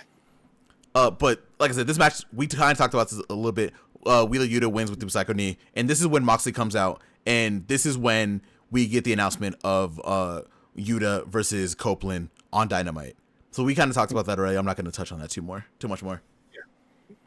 After we talked about this a little bit too. After we had another Mercedes and Billy Stark segment. This is the one where Billy gives back the TNT Championship to Mercedes and gives a message from Momo saying that she's going to take the title at Revolution, and then throws tea in her face. So, and after this is when we got the Twitter beef. Like, after this is when that's when this started. Yeah. So just to loop that in, that's how this goes. Mm-hmm. Next promo segment that we get, we didn't touch on this one, but it's gonna be really quick. Toni Storm is in bed with the neck brace on, and she explains what the Hollywood ending match is gonna be. It's Falls Count Anywhere, basically. No countouts, no DQs, any hold can go, and falls can happen anywhere in the arena. That should be a really good one. Oh, yeah. After this, we haven't actually touched on this at all, but we have talked about Swerve.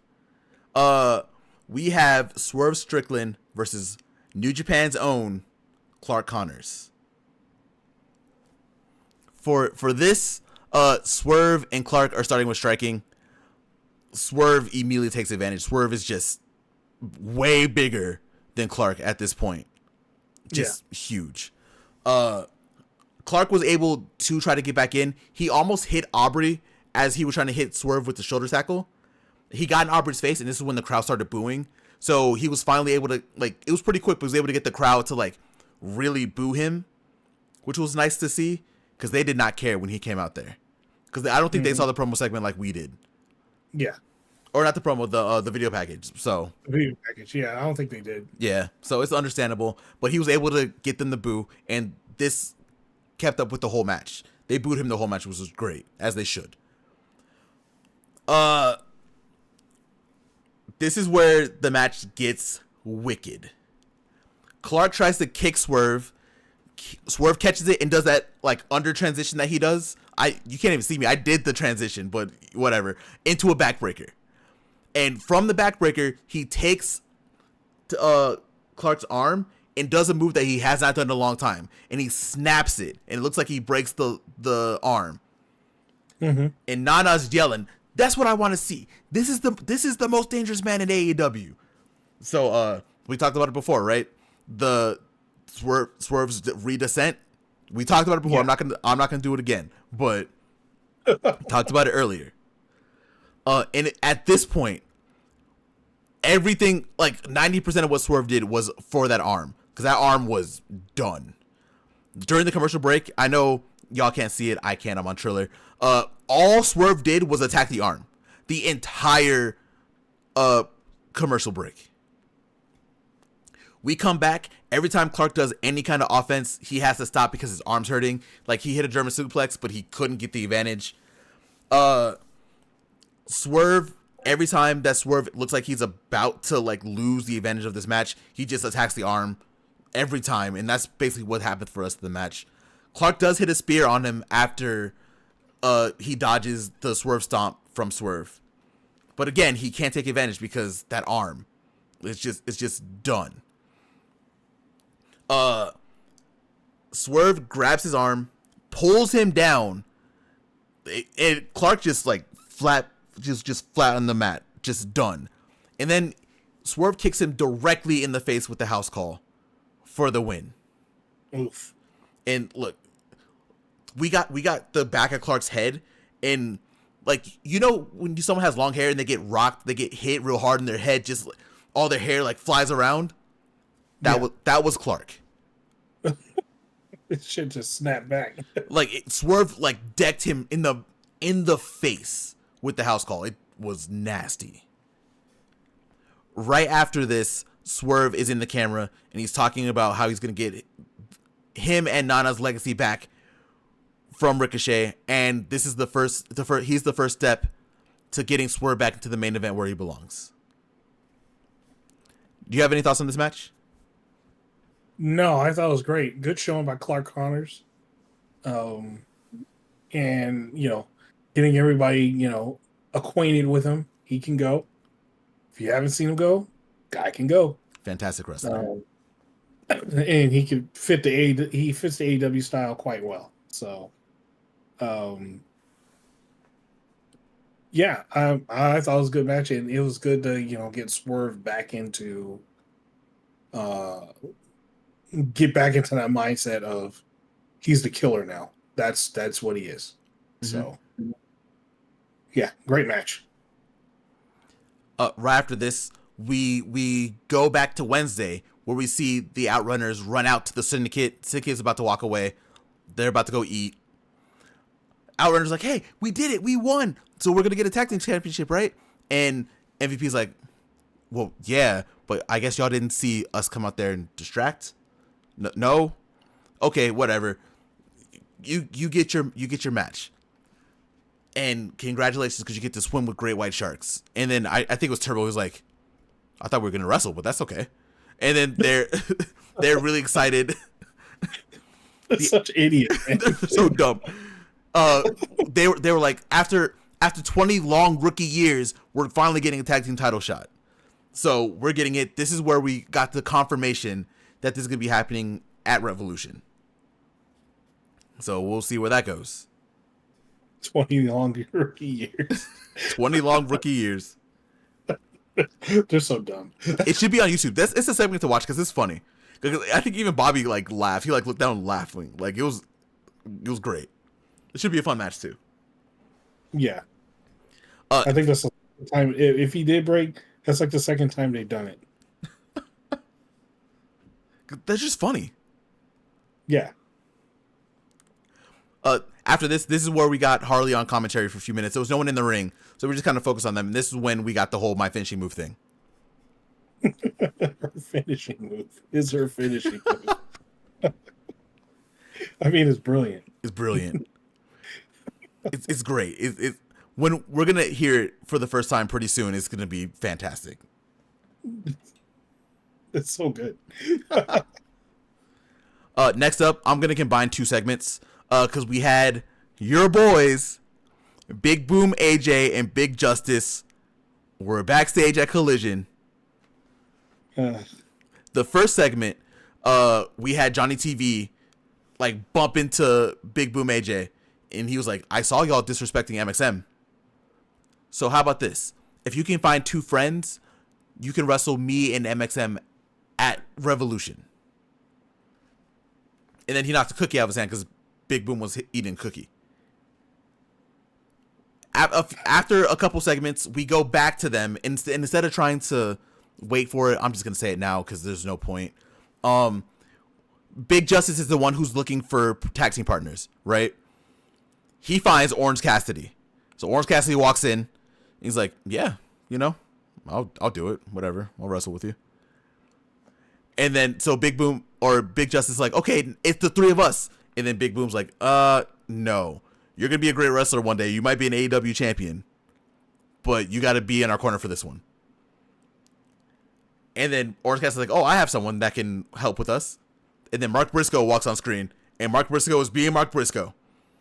He was like, it's been a long time since we've been collaborating, so we're going to conglomerate all over MXM. And he was going crazy. Like, I didn't write down everything he said, but it might be worth it to just watch that segment if you haven't. It's fantastic. Yeah. So this is where we get our confirmation of we're gonna get Big Boom AJ, Orange Cassidy, and Mark Briscoe versus MXM and Johnny TV on the buy-in at Revolution. You have any thoughts on your favorite wrestler, Prophet? God, I hate. I don't. I don't hate him. Right. I don't hate it. Right. I get what it does. It's successful in what it does. But hey, having to get a match on the pre-show again. So I guess whatever they did on the last shows and stuff like that worked. So gets more eyes on AEW. So, that's a good thing. But he's not my favorite wrestler at all. My God. You can go eat that double chocolate chunk cookie at fucking Costco for all I care. No. Absolutely not. Yeah, I think whatever they're doing, I think it works for AEW, like you said. So yeah, it'll be a quick match. We can see MXM on the pay-per-view. We can see John TV on the buy-in. So whatever, I'll take the wins as we can get them, I guess. Yeah, the only thing with that whole MXM and Johnny TV thing that's missing, if he was well, it's just Dalton Castle. I haven't heard anything, so we might be a ways out. He could randomly show up. I don't know, but I guess we'll just find out next week. To me, that's the only person missing from this, because Dalton Castle had that thing against Johnny TV. He just wanted to punch him in the face. That's all he wanted to do. we might get the chance. Might get it, yeah, but we'll see. Right after this, we had a very quick squash match. We had Shane Taylor Promotions, which is Lee Moriarty, Sean Dean, and Charlie Bravo, versus Nick Ruiz.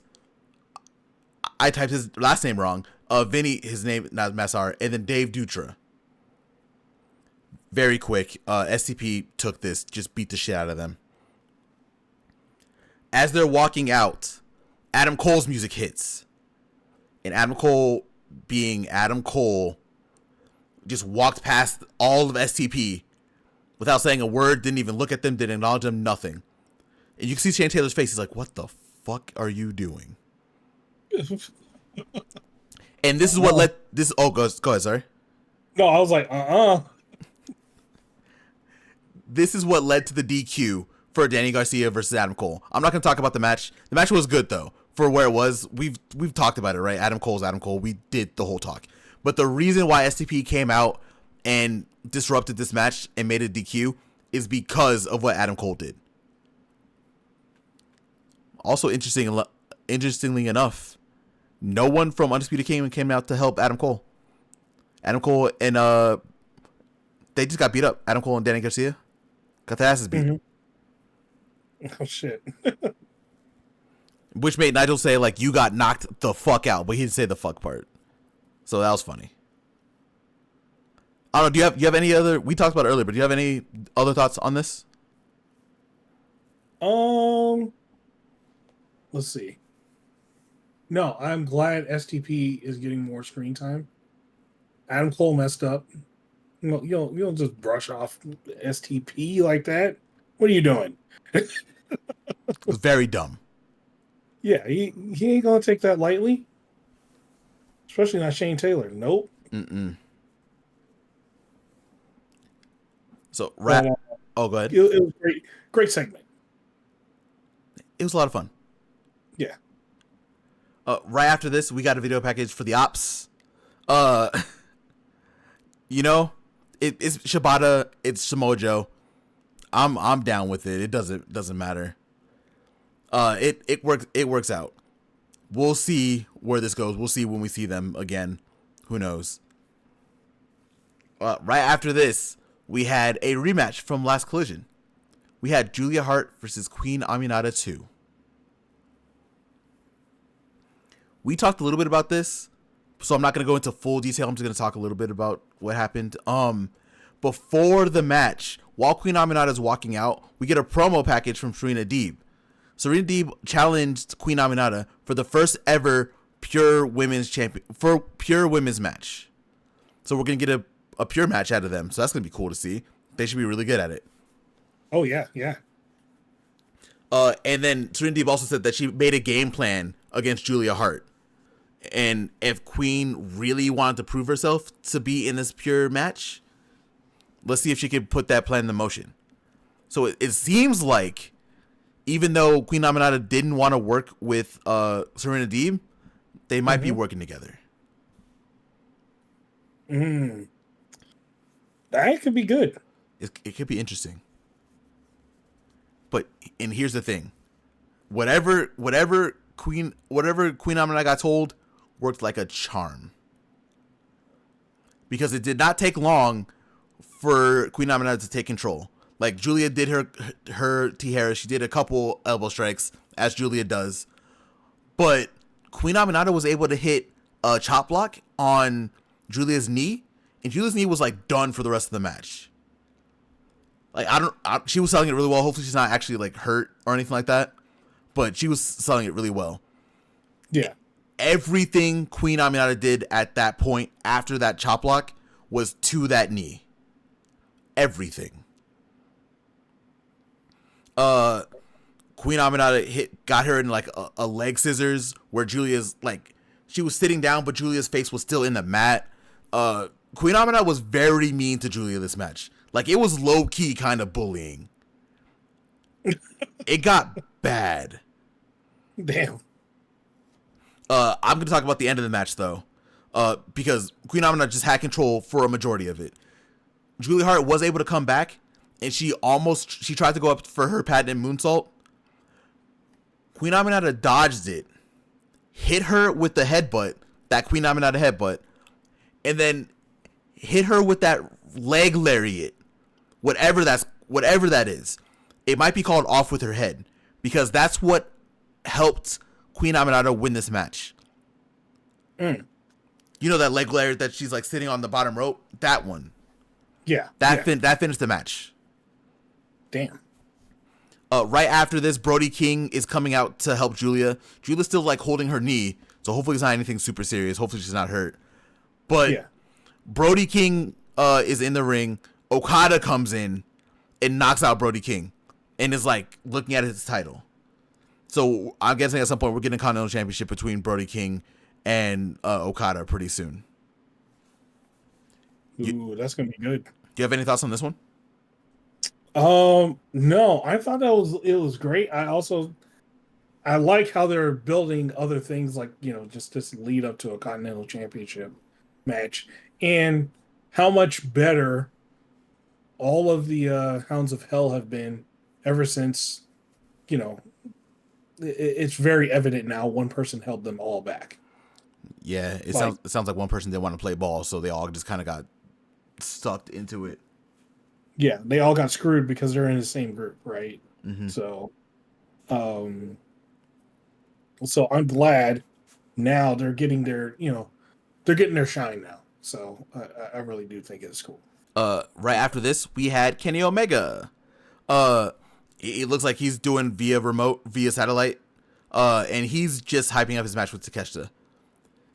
He said he was tired of hearing Don Callis say that Takeshita beat him twice in 1 week, over and over and over again. And Kenny also said he doesn't have the extra baggage of the friends that left him behind. Wink, wink. So we're gonna see what's happening that soon. Or the EVP title. All he's gonna do is take the international championship, because it's not about revenge. It's not about Don Callis. It's about the title. Yes. Kenny Omega's about to wrestle his ass off and win that international championship. That match is like one of my most anticipated. That's going to be a war. God, it's so great. Next up, we have the main event of Collision. Like I said, we talked a lot about Collision during the show already, during the Dynamite breakdown, which, you know, is what it is.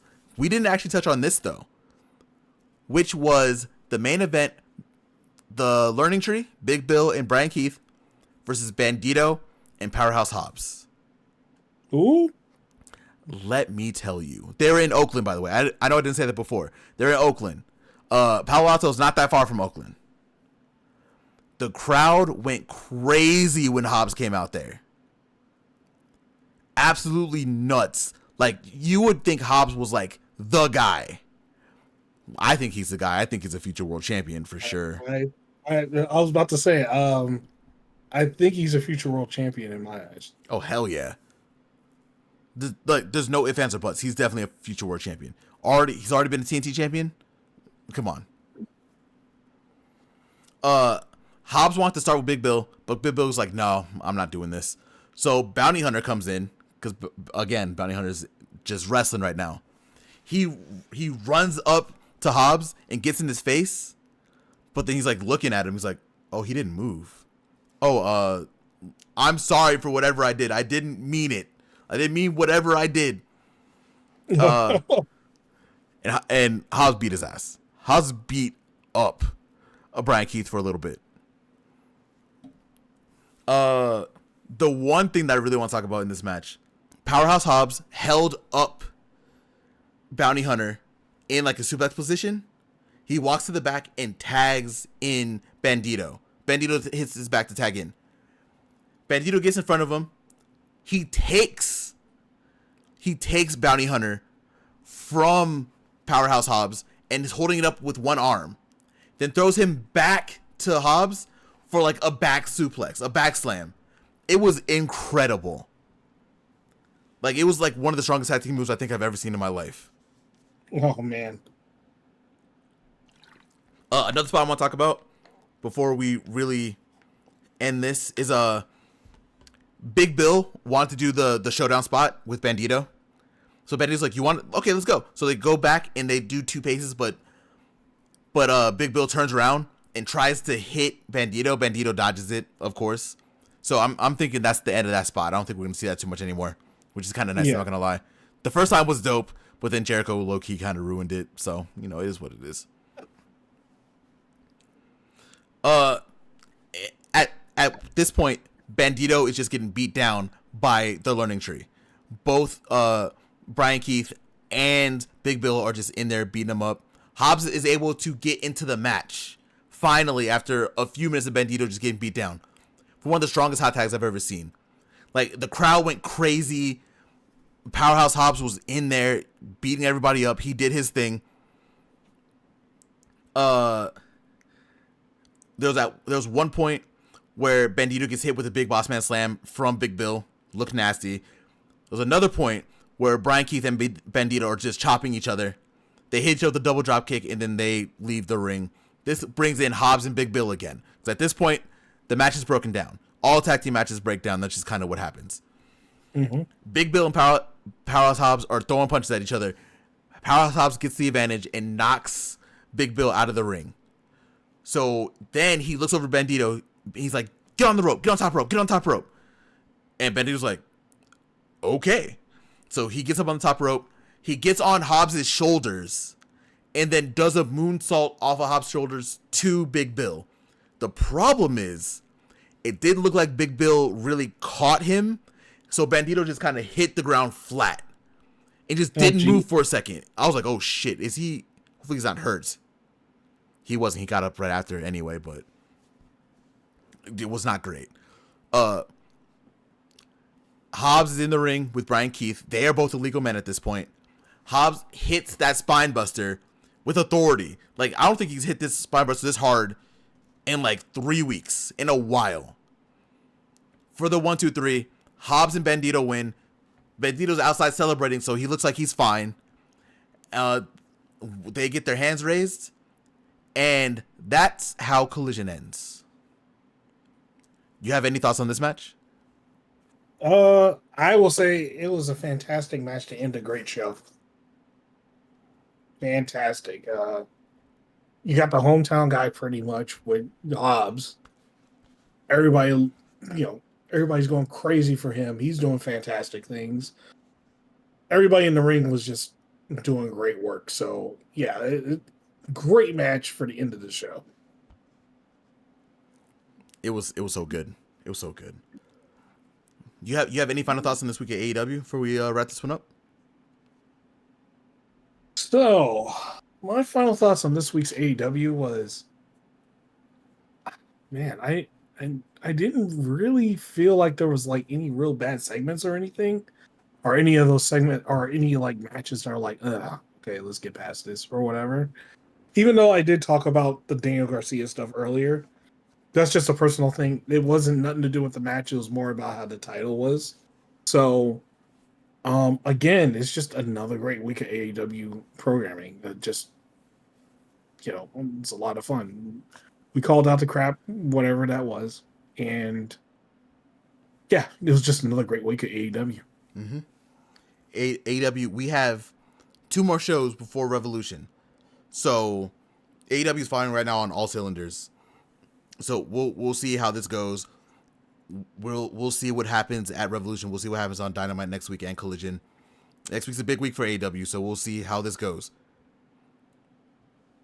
But with that, man, I think we can wrap this up. Take us home, Prophet. All right, guys. So, if you got this far in the show, thank you very much. We very much appreciate it. And hey, glad you enjoyed the show. So, with that, we would like you to tap that like button because it helps us out. It helps us greatly. Also, comment. Get them comments in there, guys, because, I know we talk about a lot of stuff and a lot of things on the podcast, but, there's nothing better than getting the community together and just, talking about some of the topics of this week's episode of AEW and just wrestling in general. So, finally, subscribe, hit that bell button so you can get all of our shows whenever they drop. And you don't just get one, you get 3. So, with that, thank you very much. And we're out. Peace.